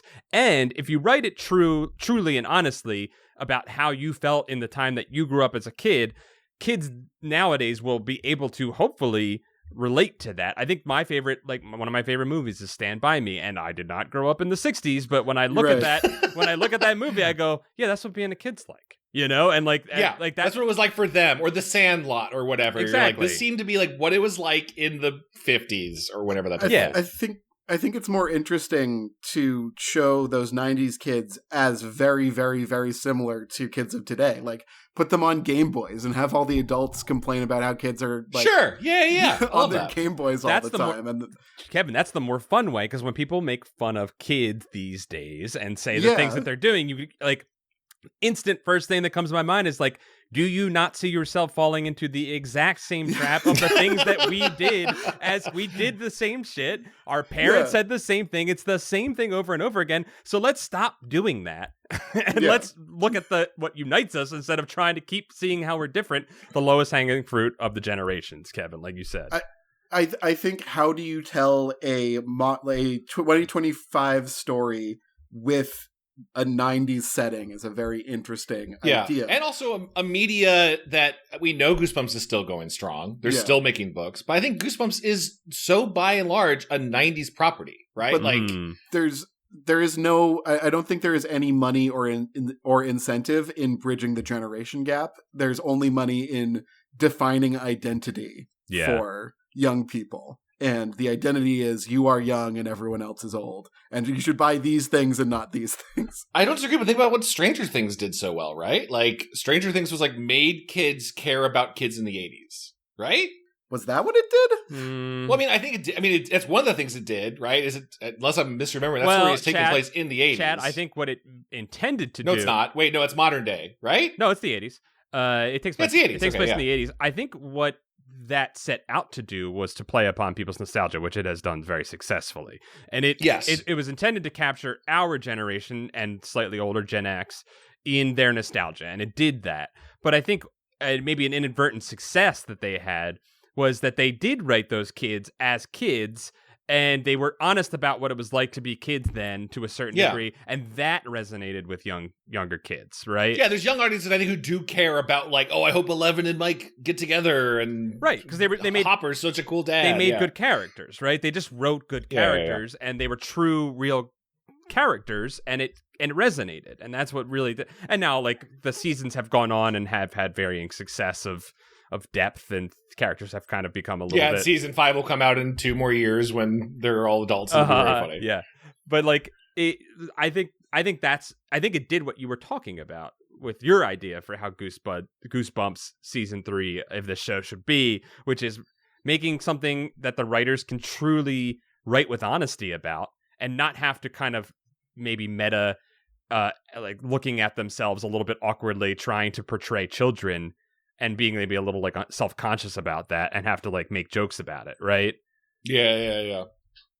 How do we feel about, like, I mean, Kevin, you watched 4 episodes. Yes, I watched 4 episodes. How did episode 3 and 4, did it change? Is there any interesting stuff you want to share about cool stuff that we should look forward to? Every time the haunted car becomes the haunted car, it starts Chop Suey again from the beginning. No way. Does it really? Because that was the credit music drop of this episode. The haunted car plays no other songs apart from Chop Suey by System of a Down. You know, which is a great song. I don't think that kid. I guess it's his dad's car, so maybe his dad would listen to Chop Suey. Yeah, but I think Chop Suey is having a bit of a reawakening. I think people are starting to discover them again. System of Down. It's part of the '90s revival, right? Like all that stuff is gonna, and '90s early 2000s revival is certainly a thing. But sure. but you're right. It could be the father's Chop Suey. It's not. It's there's no reason for it to be there. But that's supposed to be the needle drop that makes you go, uh-oh, the car's here when you hear, wake up! Wake up! You could replace it with any other song. And no one says, wow, Chop Suey by System of a Down. It's just, it was left as a placeholder, and it fills a place, and it's just, it does it a few times. And then, spoilers for the Vanishing, but Trey gets pooped out of the car. What do you mean? Out of the exhaust port? Like out of the... Yeah, what's the car's butthole? The exhaust port or the trunk? It's not shown, but the car goes under the water to the military base, and Trey... What do you mean? Like it just drives underwater? Like yeah, it's it holds it holds Alex prisoner, and it... Do they understand how cars work? This is a haunted car. Oh, that's right. That's right. It's not using combustion. It's using haunted power. That's right. Yeah. The engine's not turning over. Yeah. It can Wolverine regenerate itself. Okay, sure. Oh, that's right. It did Wolverine regenerate its window. I saw that happen. Yep. Oh, also they do Monster Blood, but it's just the Blob. It's just the Blob. It's just the black. You mean when you say the Blob, you mean the movie The Blob, or the black goo from this show? It just gets bigger and it's Monster Blood. The black goo kind of it's like the spores in the black goo go into Cece's kombucha, and the one she talked about so much. That's why she kept talking about kombucha. Okay. Yeah, and remember Chekhov's stun gun that that like seemed like a joke but wasn't a joke. Yeah, so that's the thing. So I recently watched The Blob on Halloween. Cool. Which one? So the first one with what's his name? The black and white one. Or the 80s one? color the color one. I don't think there is a black and white Blob. The Blob? Yes, there is. With Steve McQueen? The Blob from 1958 you're talking about. Yes, I'm watching The Blob with Steve I watched The Blob with Steve McQueen. Okay, that's the 58 one. Yeah, there's another one in the 80s that they made. There was a remake. Okay. Yeah. Is the 80s one in black and white? Because the Steve McQueen one was in color. No. Okay. I've never actually seen The Blob. I'm too scared of it. Oh, the original one's in color? I thought it was in black and white. The 1988 one is also in color. It's Frank Darabont wrote it. Oh, weird. Yeah. They just do a couple shots of the Blob, but the Blob in The Blob is a practical effect, and the Blob in Goosebumps The Vanishing is a CG effect, so it doesn't really hit. Mm-hmm. But the Blob is weak. The Monster Blood Blob is weak to electricity, whereas the movie Blob is weak to ice. Mm-hmm. So this is why the Ice Church is always so good. It protects. Yeah, they never actually beat the Blob. They just throw it into like the North Pole at the end of the Blob. They just. When you say they throw it, like they scrunch it down like gack, and then just like fastball it. No, or the they military get, like, helicopters it into the North Pole, and they're just like, okay. I guess you could freeze a liquid substance. That could make sense. And it's like as long as the North Pole is cold, the Blob. Oh no! No! Yeah. So that was kind of funny. But that's what Monster Blood and the Haunted Car are kind of. It's a lot of getting other teens or adults to listen to you. Like that is preserved from Goosebumps. Mm-hmm. You'll never believe it, but the craziest thing happened to me. And characters only experience empathy once a crazy thing happens to them, which I guess is true of real life. Like the brother's like, I believe that a giant blob tried to kill and eat you because I went to an absurdly spacious Brooklyn sewer Mm-hmm. and got sneezed on by a kudzu. So it's stuff does happen. Things move forward, but like the Goosebumps, like trying to fit in the Goosebumps like book reference per chapter. I was actually excited when I saw an episode that didn't have a Goosebumps related chapter, because I'm like, oh, thank God, maybe something will progress. I think later on there's one that's not a Goosebumps chapter. I was looking ahead. The Boy Who Cried Monster. Yep. Which is one. The Girl Next Door. The Ghost Next Door. The Girl Next Door is not a Goosebumps bug. Wow. Yeah, it's supposed to be. They mean the Ghost Next Door, but they changed. They went. Oh, interesting. Yeah, according to the Wikipedia, Disney and Hulu officially advertised this episode as the Ghost Next Door before they changed it to the Girl Next Door. Why? Well, probably because they're like, we got to make it be a book title, right? Like, they changed it from a book title. But the Ghost Next Door is the book title. The Girl Next Door is not a book title. That's what I'm saying. Yeah, So listen to the title of this episode as The Girl Next Door, while the official Goosebumps series Instagram account first advertised it as, quote, The Ghost Next Door. So maybe the social media people were like, well, you probably mean our book, so we're going to change it for you. But so they changed it. Is it now The Ghost Next Door? I don't know what you're saying. No, it's still The Girl Next Door. Just at some point, some of the social media was like, well, you probably mean the book title. Oh, okay. Now I understand. Yeah. Gotcha. Yeah. So I don't know. Here's the thing. Like, there's the plant thing takes over Trey and turns him into a plant monster. Okay, cool. Yeah. We're dealing with what would be body snatchers, but they're called body squeezers in this universe. The problem is they try to squeeze so many ideas in here, and it's like, you can just have it be like just make like a body snatchers season, like why can't we just have a season? There's not enough meat. Like, there's not enough meat on the bone. Like, I'm sorry to disrespect. I think you could for a couple. I mean, you could do a slappy season. You could probably do I don't know, Calling All Creeps or something and do a slow burn, but I don't know if My Dad is a plant monster could last for a season. Last episode, Paul and I watched 2 OVAs of just like 2 like ideas that fit in 45 minutes, or in some cases 22 minutes, and then 22 minutes of puppets. But like that style of just, like, here's just the good stuff. Here's like just what we want to do, and not have it be like, we're going to do something really good. We're going to promise it to you, and we're going to set up little dominoes. We know you guys love dominoes. And we're going to like set up our little dominoes. And then, oh, well, it wasn't worth it, but you already spent 8 hours here. So whatever. Like, I just don't feel like my time is respected by this show. Well, that's what I was getting to with like earlier when I was talking about, there was like a period where people were kind of given carte blanche to do what they wanted. And they were hitting like an episode number, I'm sure. But now it really feels like everything is like, well, it has to be 8 to 12 episodes. We would love 12 episodes because more time is more streaming. If you can make it last, if you can make the budget stretch across 12 episodes, we would simply love that.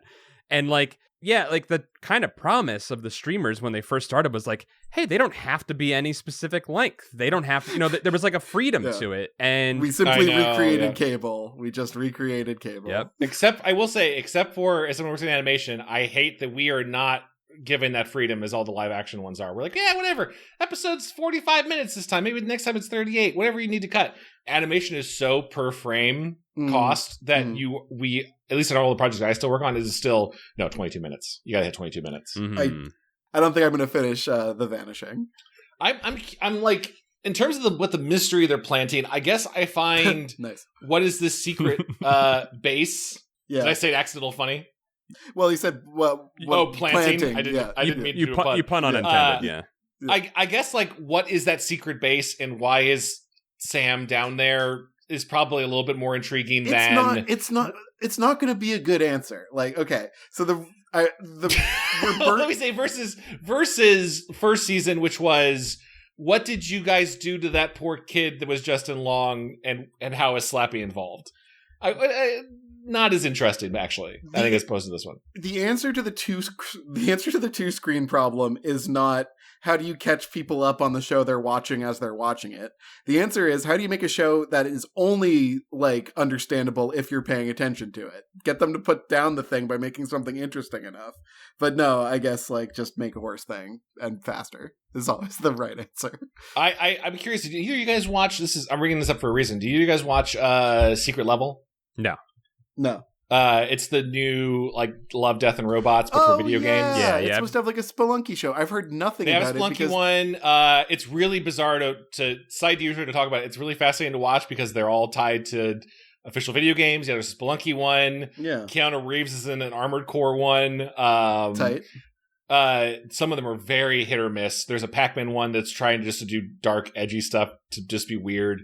I was on the internet in 2004. I get it. Yeah, like what if Pac-Man, like when he ate someone, like their blood and guts got all turned up. Whoa. This isn't your papa's Pac-Man. And it's very hindered by the fact that, like, we can only tell like a 15-minute story, and we're kind of trying to condense all of them. Funny enough, the most interesting one, I think, is for that game that doesn't exist anymore, Concord. Mm-hmm. No, I knew it. The game that Sony pulled after 2 weeks, they spent $400 million on. Like, there's a tie-in one for Concord that is like setting up the world of Concord, but it's a fun little space story. That's so funny. How is this the best one? That sucks. None of you the characters from the game. You want to know why? Why? Because it had no expectations that it needed to meet of its audience and was able to do exactly what the story needed it to do. I mean, at some point, you're like, well, this is going to come out while Concord is huge, and like this will just be a big surge, because they're all kind of ads for games. Anyway, like, I think they're worth watching. Did you watch the Spelunky one or the Mega Man one? I watched all of them. The Mega Man one is kind of fun but it's just like the first 5 minutes of a Mega Man game. Like, It is how Rock becomes Mega Man. You're like, I'd watch more of this. I wish there was more. Spelunky's pretty. Unfortunately, like half of them they're all written by different people, right? Yeah. I think they all fall into the trap of like, what if a video game was a story where you could restart? And what if it was like, it's like doing Run Lola Run, or like, the Spelunky one's very much about like, it's not about how many times you fail, it's about the journey. You're like, I've kind of seen this done in video game storytelling a million times, but it's pretty. They're all very well done. Mm-hmm. They turned Spelunky into Free Guy. I never saw Free Guy, but I mean, I'm making it sound worse than it is. It's a very cute short, but I think several of them are about like resurrection and restarting, and then Live, Die, Repeat. Live, Die, Repeat in a 15-minute version in the framing device of whichever game they did. Right. There's a one for New World or whatever with Arnold voice acting that's very weird, about him just dying and coming back over and over again. Mm-hmm. I hope that show does well, even if it's very much of a mess, because I think doing like anthology short episodes where I watched all of them, but I could also just jump to the Spelunky one and watch it. I find that way more interesting right now than what if this was like, what if they're all connected, right? Yeah, like, what if I'm so sick of shit being connected. I actually was kind of, I think our fans on the Discord seem to feel the other way, but yeah. I saw there was like a negative reaction to this season of Goosebumps being anthology. And I was really hoping to see a modern day, you guys try the Twilight Zone, or like the old 90s TV show, just like, I don't know, make a spooky story in 30 minutes and base it off one of the books if you want to. But like, I don't know, freak me out. Yeah, you can be a little more, you don't have to have that satisfaction of a 3-act story. You don't have to have the character arc. And that's kind of like the best horror stuff for me, is when it's a short, because it's just like, oh, cool, just a spooky scene happened, and that was fun. A scary thing happened, and the person died. Cool. Or like that's like person dies, Paul goes, cool. Yeah, I don't know. Like, I mean, like, it's I don't know. It's very flippant way of putting it. But I just feel like, I don't know. At the same time, there are a lot of horror anthologies that I'm like, this kind of stinks. It's hard to get people to buy. I mean, I say this knowing the last Twilight Zone seemed to kind of flop, and I know about Love, Death, and Robots. Animation community is really up about that, but I don't think it's like a giant show for Netflix. I want to see new ideas is kind of the problem. Like, I like Spelunky, but like, I don't think it should be a film. I think it should be a video game. Like, I want to see something designed for film be a film. I want to see something designed to be a short story be a short story. I want to see a fucking tie-in. Yep. Yeah. There's Yeah, the one you guys hate, if you guys ever watch it, the last one is just a 15-minute ad for PlayStation, where like a girl does bike errands in a Ready Player One type VR world where different PlayStation characters pop up to like cameo, and at one point like Kratos is there from God of War to be like stop, and she like ollies over him and keeps riding by. It's very bad. It's very like this is a PlayStation ad. I don't know if that's for me. But a few of them are fun. I think I'd recommend checking out at least check out the Concord one, you and listeners. That one's pretty solid. So, Kevin, you were saying you're probably not going to watch any more. No. Paul, how are you feeling? I won't watch any. I mean, unless we do it for this show, I'm not going to watch. I don't think I would engage in any of this stuff if it weren't for this show. So I don't no, I'm not going to watch anymore. No. I will probably keep watching, actually less for the motivation for the podcast and only just to give a shout out. It looks like I didn't see her episodes. I see an actor, Sakina Joffrey, is in this as Dr. Ramona Pamani. Yeah. I've worked with her on a project that hasn't come out yet, and she's a really cool actor. So I'm curious how she did in this. I will watch it for her. Oh, nice. I think that the only reason I'm sort of interested in going on with this is I would like to see sort of what you were talking about, Kevin, if it actually plays out that they can say something about like the class consciousness of like these, rich white kids coming back and like being amongst working class people, like I think that's like, I don't know, that could be interesting, but Kevin, you said that you don't really see it going anywhere in those first four episodes. I mean, if like, I like that it's only 8, like if it starts to feel the crunch of like the time limit closing in on it, then maybe it could start to be about something. Mm-hmm. But I think Haunted Car and Monster Blood both barely moved the needle at all. And I don't know, like we got the Sapphics in on this, so that's cool. But what are you referring to? Alex and Cece have like a little bit of a romance going on. Oh, interesting. Okay. Yeah, I mean, I felt that like that obvious setup occurring because the first time they have their first interaction, I did not pick up on that at all. Well, the first one, hetero blind to it. Yeah. The first one is weird. It's just a weird moment. But then the second one is like clearly she like Cece turns around and gives her like a little bit of like ooh. like a little look. So there was I could see them setting up that romance pretty far away. Can we talk about how before I forget, part of this show, these 2 episodes, I just couldn't keep thinking about. I had to keep thinking about was when Devin. Mm-hmm. When Devin goes to his dementia grandma, the poor lady who is very clearly aware that her son is still alive. Mm-hmm. Yeah. There's this small bit. I'm just like, what is this doing in the show? Because you guys have mentioned that all these other weird placeholder lines are like, oh, Cece loves kombucha because it's going to set up an episode later. I doubt you guys remember this, but I wrote it down. At the very end of that scene, the nurse comes back to take away the dementia grandma and is like, she's having a fit. We're going to give her some meds. Poor woman. Devin, see yourself out. And then the nurse turns to Devin and goes, can you turn off the TV? And then we watch, and then we watch Devin stop and go and turn off the TV. And we're like, oh, there's going to be something on the TV that like he sees and motivates him. No, it's just like 10 seconds. I'm over worried. It's just 10 seconds of footage that seems so unnecessary. Chad, like, can you imagine every other scene where characters like, hey, can you close the door behind you? Chad, turn on the light. It's so funny that you mentioned that because that stood out to me too. Because they not only do they show him turning the TV off, they rack focus to the TV ever so briefly, and then rack. It's like a weatherman or something, and rack focus back to him, and it's like this is inside baseball talk, but like that's kind of a pain in the ass to do. Like as a camera op, like you're like, do we need to, like the number of times I've been shooting something and we wanted the rack focus and the person's like, do we need to rack focus? And I'm like, yeah, I'd like to. And like it's just a pain in the ass because you have to go between. Now nowadays it's maybe a little easier because you can set up a second shooter and like have it like automatically have the 2 points the grassy knoll second shooter. Yeah, that's good. That's good to know as just like now I know when I see a rack focus that is a plot element. Like that needs to be there. It tends to be, you want them to pay attention. It was playing. I was like, listen, I may be eating my words. If episode 8 it's like the weatherman was behind all of this, or we're finding out that like a secret society is spreading messages via local It wasn't news. on the TV. There wasn't any information on that television. No. It's just such a hilarious thing to keep in there. For me, the spoiler was like, I know that David Schwimmer is not going to turn out to be evil because he uses a Mac.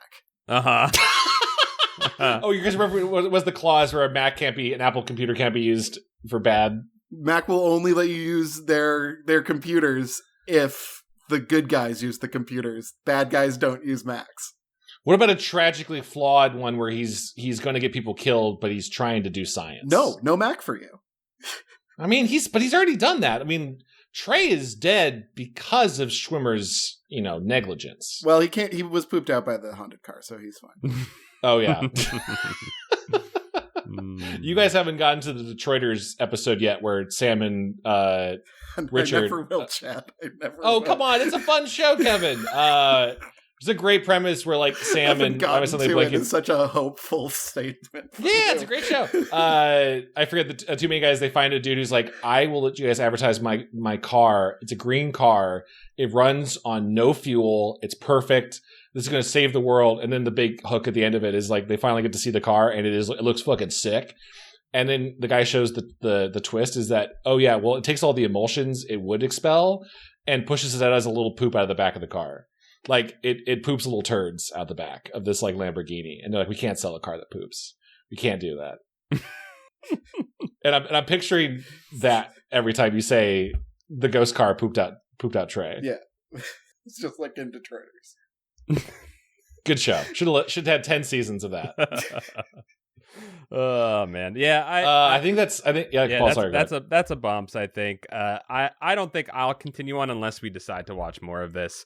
I feel like I was way more endeared in that first season. I don't know. There was a sort of a goofy silliness to all of the characters that I think this one feels like it's taking itself just a little more seriously, and I'm not really crazy about it. Yeah, I was surprised by that. I really was. I don't think it's ready for the responsibility, honestly. To be a serious show? No, because it wants to have stuff like dementia, and it wants to have stuff like the pain of losing a sibling, and it wants to have all that stuff in there, but it's not ready for it. It doesn't have it's not mature enough to handle big topics. It's just big topics are another checkbox on the what can this show do? Do you remember that first season had clones that when if you hit them at all they turned popped? into that was to pop into that pain? Was legit tight. Like that was like that was fun, and the fun is seriously lacking in the first 4 episodes. They have a couple of moments. They have the plant boy. They have him get crushed by a car. Like those are moments where I was like, "All right, that's pretty okay. That's fun." Like it's ridiculous and like doesn't really fit the tone, the rest of the tone. But it's if they had committed to that stuff and gone all in on the goofiness, I probably would have had a lot more fun with the first 2 episodes. Probably. Same.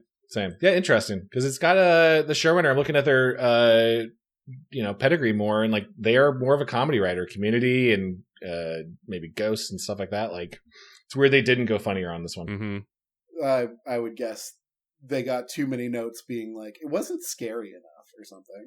Yeah. Oh man, test marketing is crazy. Yeah, every time this tries to be scary, I was like, this is not working. Just go back to the goofiness, guys. It's not a scary. When they did the close-ups on the screamy face. Oh yeah, never scary. Never looked scary or weird or edgy in any way. Smiling's way bigger now. That's the big horror movie franchise. Oh yeah, Smiley faces. The smile one. Yes. I think that's been a Goosebumps, guys. Yeah. We covered this for. We'll probably put this TV show to rest. But yeah, we're still going. But also, I have no idea how to segue into this, Kevin. Okay, hi. My name's Kevin Cole. Should I give you a better setup than I have no idea how to set up? No, Kevin? we're already here. Okay. So Paul and I have an announcement. Pretty sizable one. Yeah. So I've been doing Goosebuds for the last 7 years, and Paul's been doing Goosebuds for the last 10. And we've been talking a lot lately, both like towards the end of 2024 and then again at the start of this year. And we both individually came to the decision at kind of the same time that we think we're going to move on and graduate from Goosebuds in order to pursue other projects. Yeah, it's been a long 10 years. It's been fun. It's been trying. 1 week since you looked at me. Sorry, that's not appropriate to do during this. Was appropriate. You're allowed to throw out a BNL reference. a BNL. Sorry, Paul. You're allowed to do it. You're allowed to do a BNL whenever you want. BNEs, maybe not all the time. BNLs, totally fine. I just wanted to thank you, the Goosebuds listeners, for supporting me and over the last, many, many years. I started out here as an editor all the way back in 2017, and back in 2021 I joined as a host, and becoming a host on Goosebuds was like the first way I was able to pay rent with my own creativity, and that was only because of your support and your enthusiasm and your love of this show. And I love this show too. Paul loves this show. And we didn't think it was the right thing to go into this half-assed, go into 2025 half-assed. So out of respect for the show and wanting to try something new, we've decided to step away.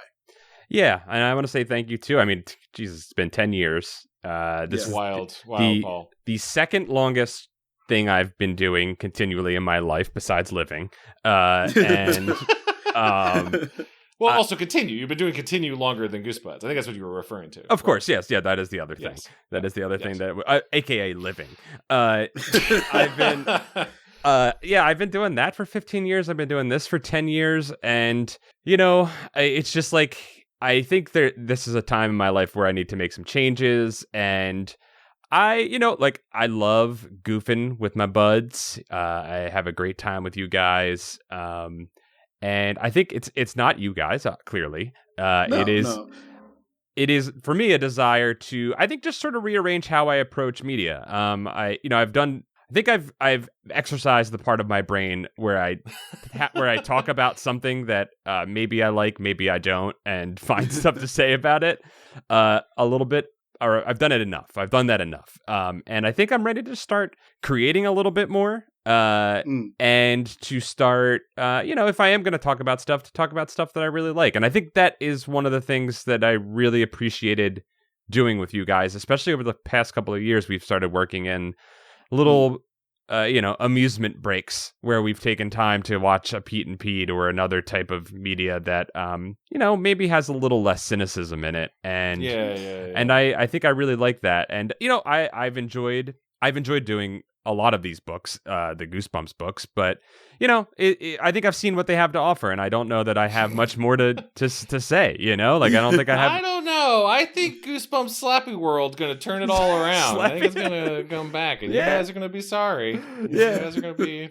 I'd love to see it personally. I'd love to see it. I would too, and that's something that we want to say is like this isn't the end for our voices on Goosebuds. That's for sure. Like we will definitely be back for guest spots and things like that. Like I'm absolutely open to coming back on, and and we're not leaving immediately is the other thing. That too, We're gonna probably give it a few more episodes until we have our proper goodbye, but we wanted to prepare everyone. We're not getting kicked off the show or anything like that. Chad's letting us say proper goodbyes. We didn't have an internal fight over, I don't know, we didn't all date the same girl or something. I don't know. I'm trying to think like what internet drama is about. It's really crazy how that is the centerpiece of so many internet breakups.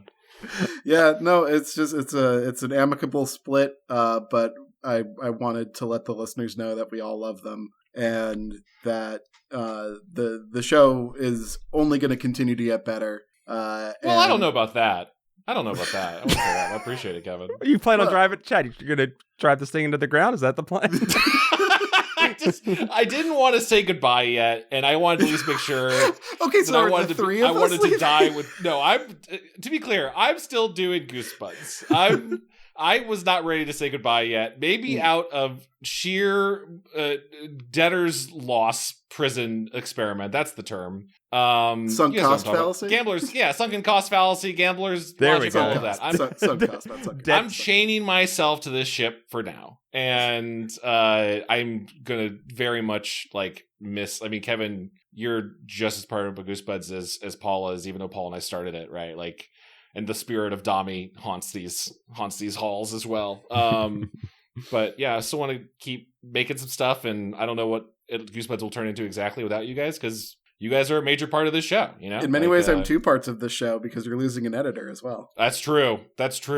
Oh, man. Listener, get ready for a bunch more sound effects. Just going to have a real old morning DJ zoo board. If you've off. seen the I Think You Should Leave piano sketch, you're organ sketch, you're in for a treat. This song's about a duck and he got a big stewed tomato. I don't know. Dude, we've been doing this for so long. I was working with John back when we started this, which is crazy. Wow. Like this was began. I remember John of Tron. Yes, John of Tron. And I think I was sitting in New York City when we recorded the first episode of this podcast, which is crazy. A city I don't even live in, but I did sort of temporarily live there, and it's crazy how far it's come. I can't believe it. Like, I did when we started this, Chad, we'll be doing this in 10 years. I don't know if we made that joke or not. I mean, I know we were like, well, there's 52 books, we'll run out eventually, and then we saw that RL kept making more and more stuff, and he won't be stopped. He keeps going. I know that I also have been like, I think I've seen a lot of what RL has to say. I would like to keep dipping my toes into his murky waters, but also like covering other stuff and talking about other more positive things as well. But I blame RL for what he's done to us. You know? Like I do too. I don't blame anyone. I went independent and took my friends and strangers' money in the first place so I could make video games, and that's really what I want to do with my newfound time and energy. Is I really want to go hard into making video games. So it's not really that I'm burnt out on Goosebuds or that I'm mad at you guys or anything, or I don't want to do podcasts anymore. It's just, I miss spending all my time making video games, and I'm gonna try and make that work. Totally understandable. Yeah, this is a kind of an interesting announcement because it's like Kevin and I both have a little different reasons for why we want to hang it up. And like yours clearly is that. And like I also for me, like I want to do more writing. I have been doing more writing, and I do have, plans. I'm not going anywhere. I will still, if you want to find me every week, I'll still be on Continue. And like I said, I will definitely be making stops back here on Goosebuds to cover, kind of like how Dami came back to do Baywatch Nights. Oh, right. So like if I find some weirdo stuff that feels perfectly appropriate, I will definitely float it to Chad and even Kevin and see if y'all want to talk about it some more. What's wild is no one else on the internet has been covering Baywatch Nights, and no one has presented me with any evidence. Apparently, I think there is somebody. I think many people have presented me with evidence after I said I don't think anyone was talking about Baywatch Nights. Okay, I wasn't sure if you were being sincere because I do remember we talked about that, and someone was like, "There's a podcast that only." No, like a lot of people told me that other people covered Baywatch Nights. Okay, good. Sure, I get why you'd be drawn to it. I think this show has always been, though, as much as we talk about RL and Goosebumps, it's still about like friendship bonding over spooky stories and nostalgia stuff. And also this isn't the final goodbye, so I don't want to be like, here is my 20-minute speech I prepared for both of you guys, because you guys are gonna next couple episodes we're gonna do like, I think Kevin, you want to pick something that's really dear and special to you. What you've talked about is really cool. Paul, you got to figure one out. I think I have my idea of what I want to do. Okay, you haven't said it to me yet, but we'll do those and give you full send off into Valhalla, except a Valhalla where you can come back anytime you want. Yeah. Like a Valhalla timeshare. Yeah, Valhalla timeshare. Yeah. That would be a great name for a timeshare. It's Valhalla.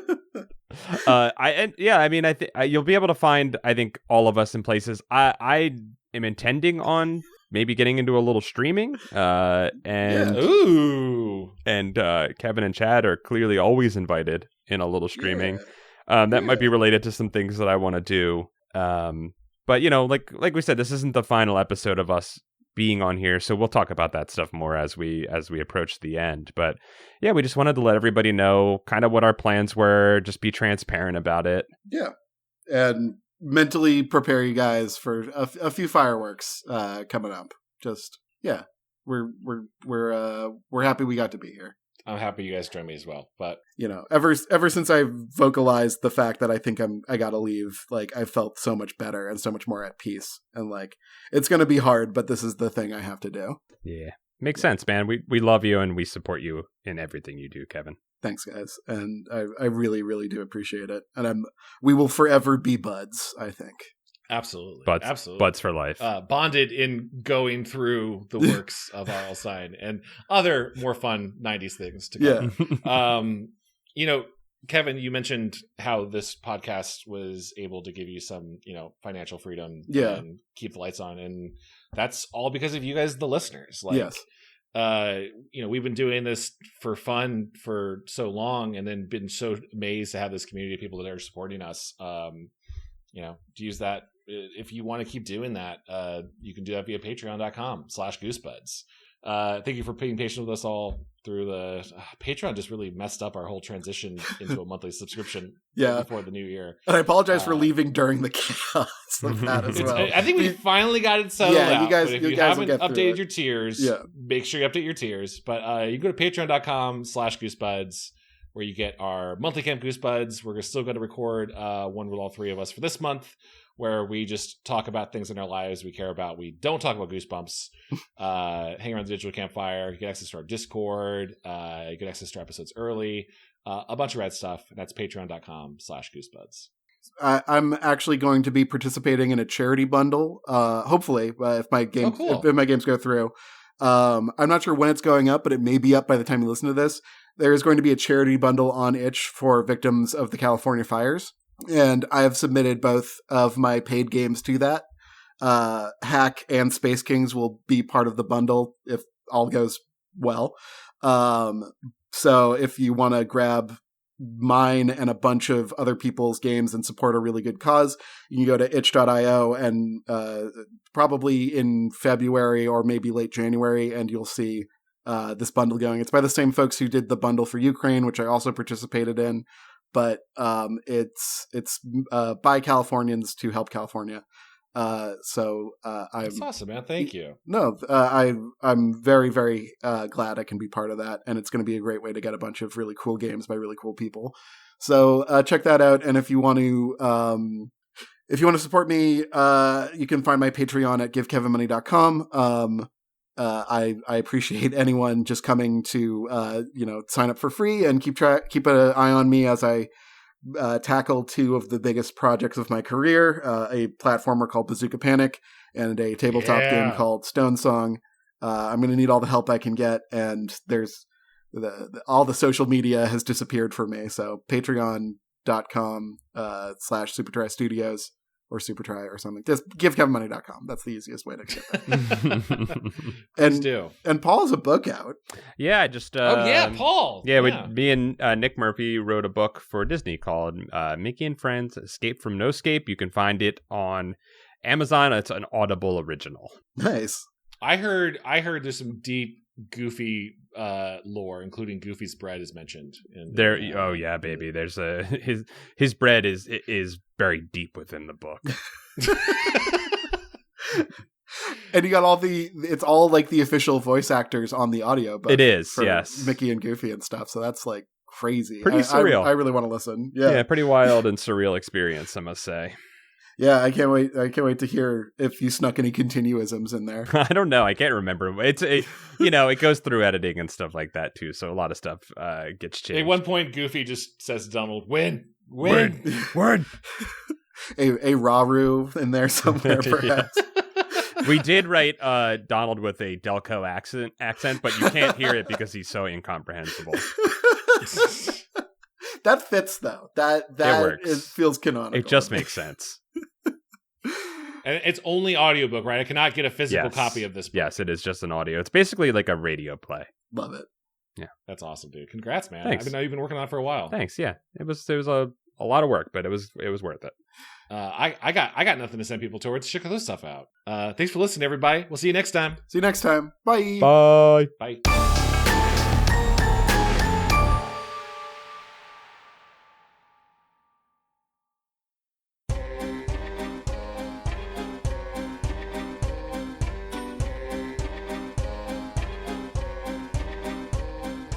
This episode of Goosebuds is brought to you by our wonderful Patreon supporters, including those in the Book of Names. The Book of Names. Starting with Low Belly Hate Me, Hollis Hornbeak, Nathan Dolezal. Hey Josh Robb, Af Sheen, Stealth, a beautifully fleshed skeleton Bates. Robert Moon, Jason Crooker. DM me.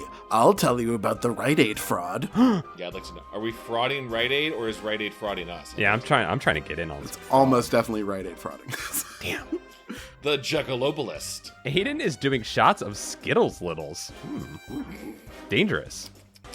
Gregory D. Warren. Leviathan, Jar Jar Slinks. The John D. and Catherine T. MacArthur Foundation. Yanni Markovina, Carl. Anthony Mulberry. Brooke X, Christian Van Skeever.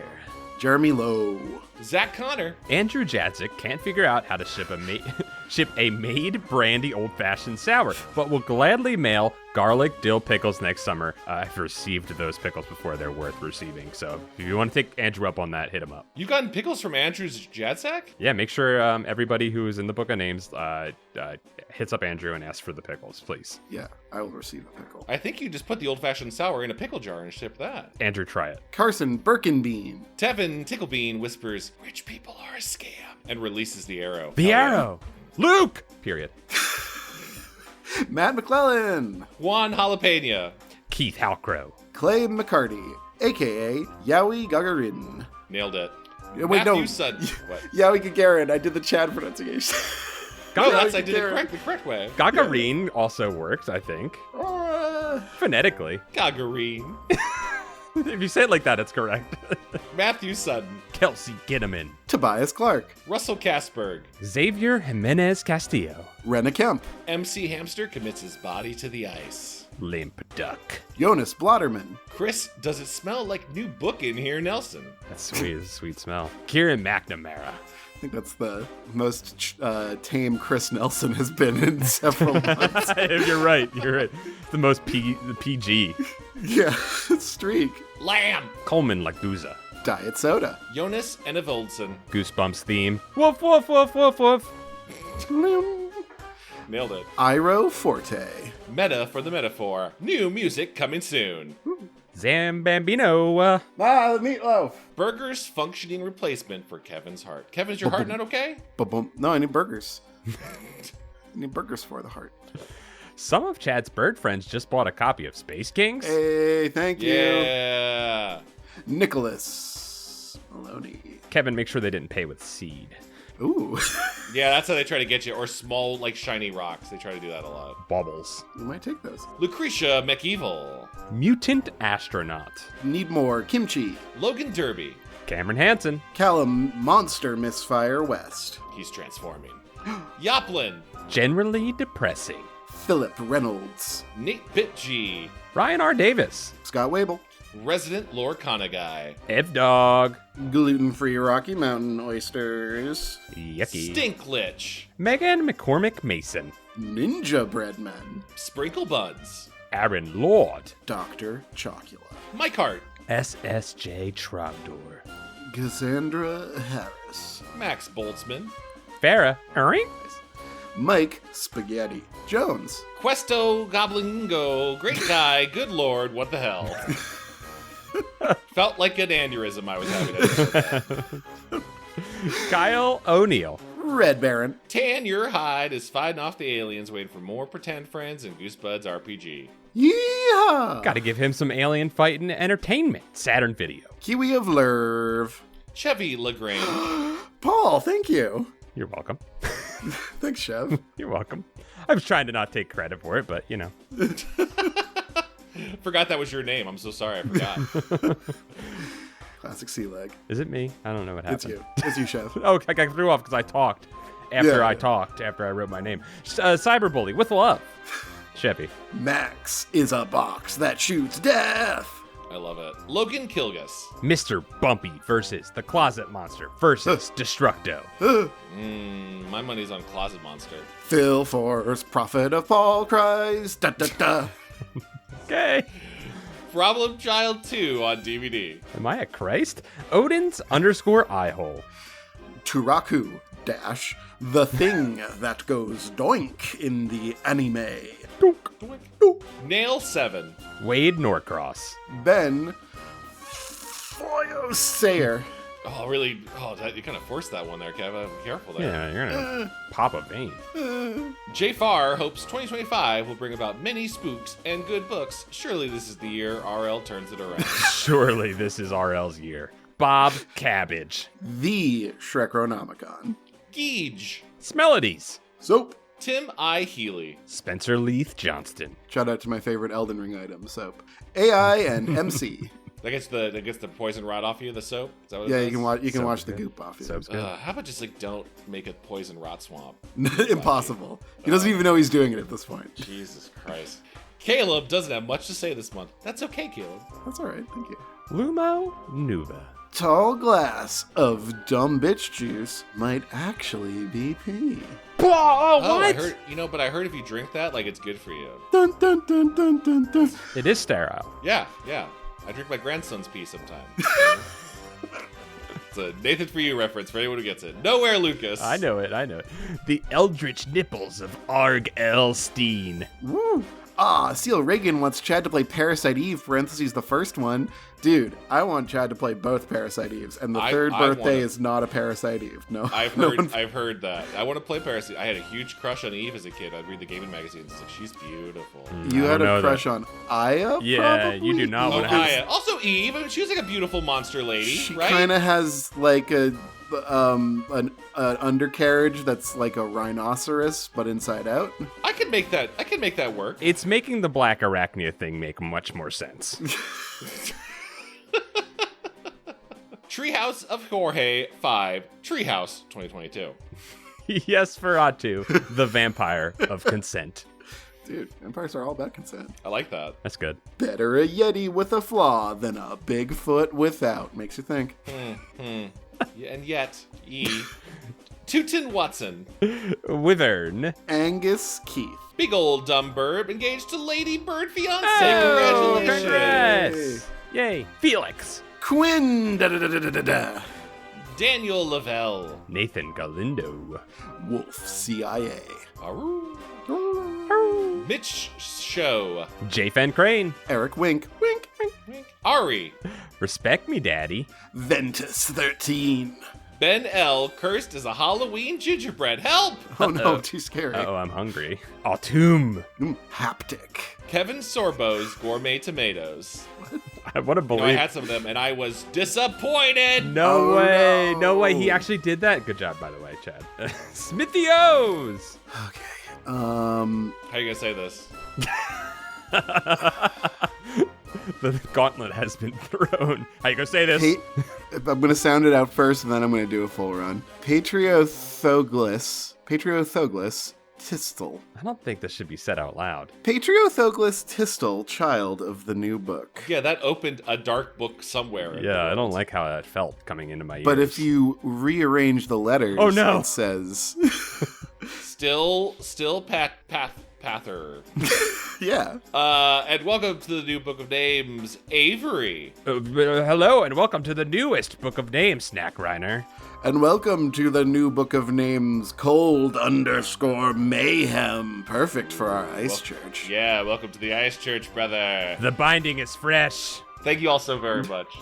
Thank you, everyone. If you didn't hear your name in the book, that means you gotta change your tier. Change your tier, update your Patreon. Thank you all so much for your love and support. Get in here. Don't put an Eldritch name as your name. It scares me. Shed no tears. Change your tears. Ooh, I like that. Bye. Goodbye, everyone. Bye. Woo.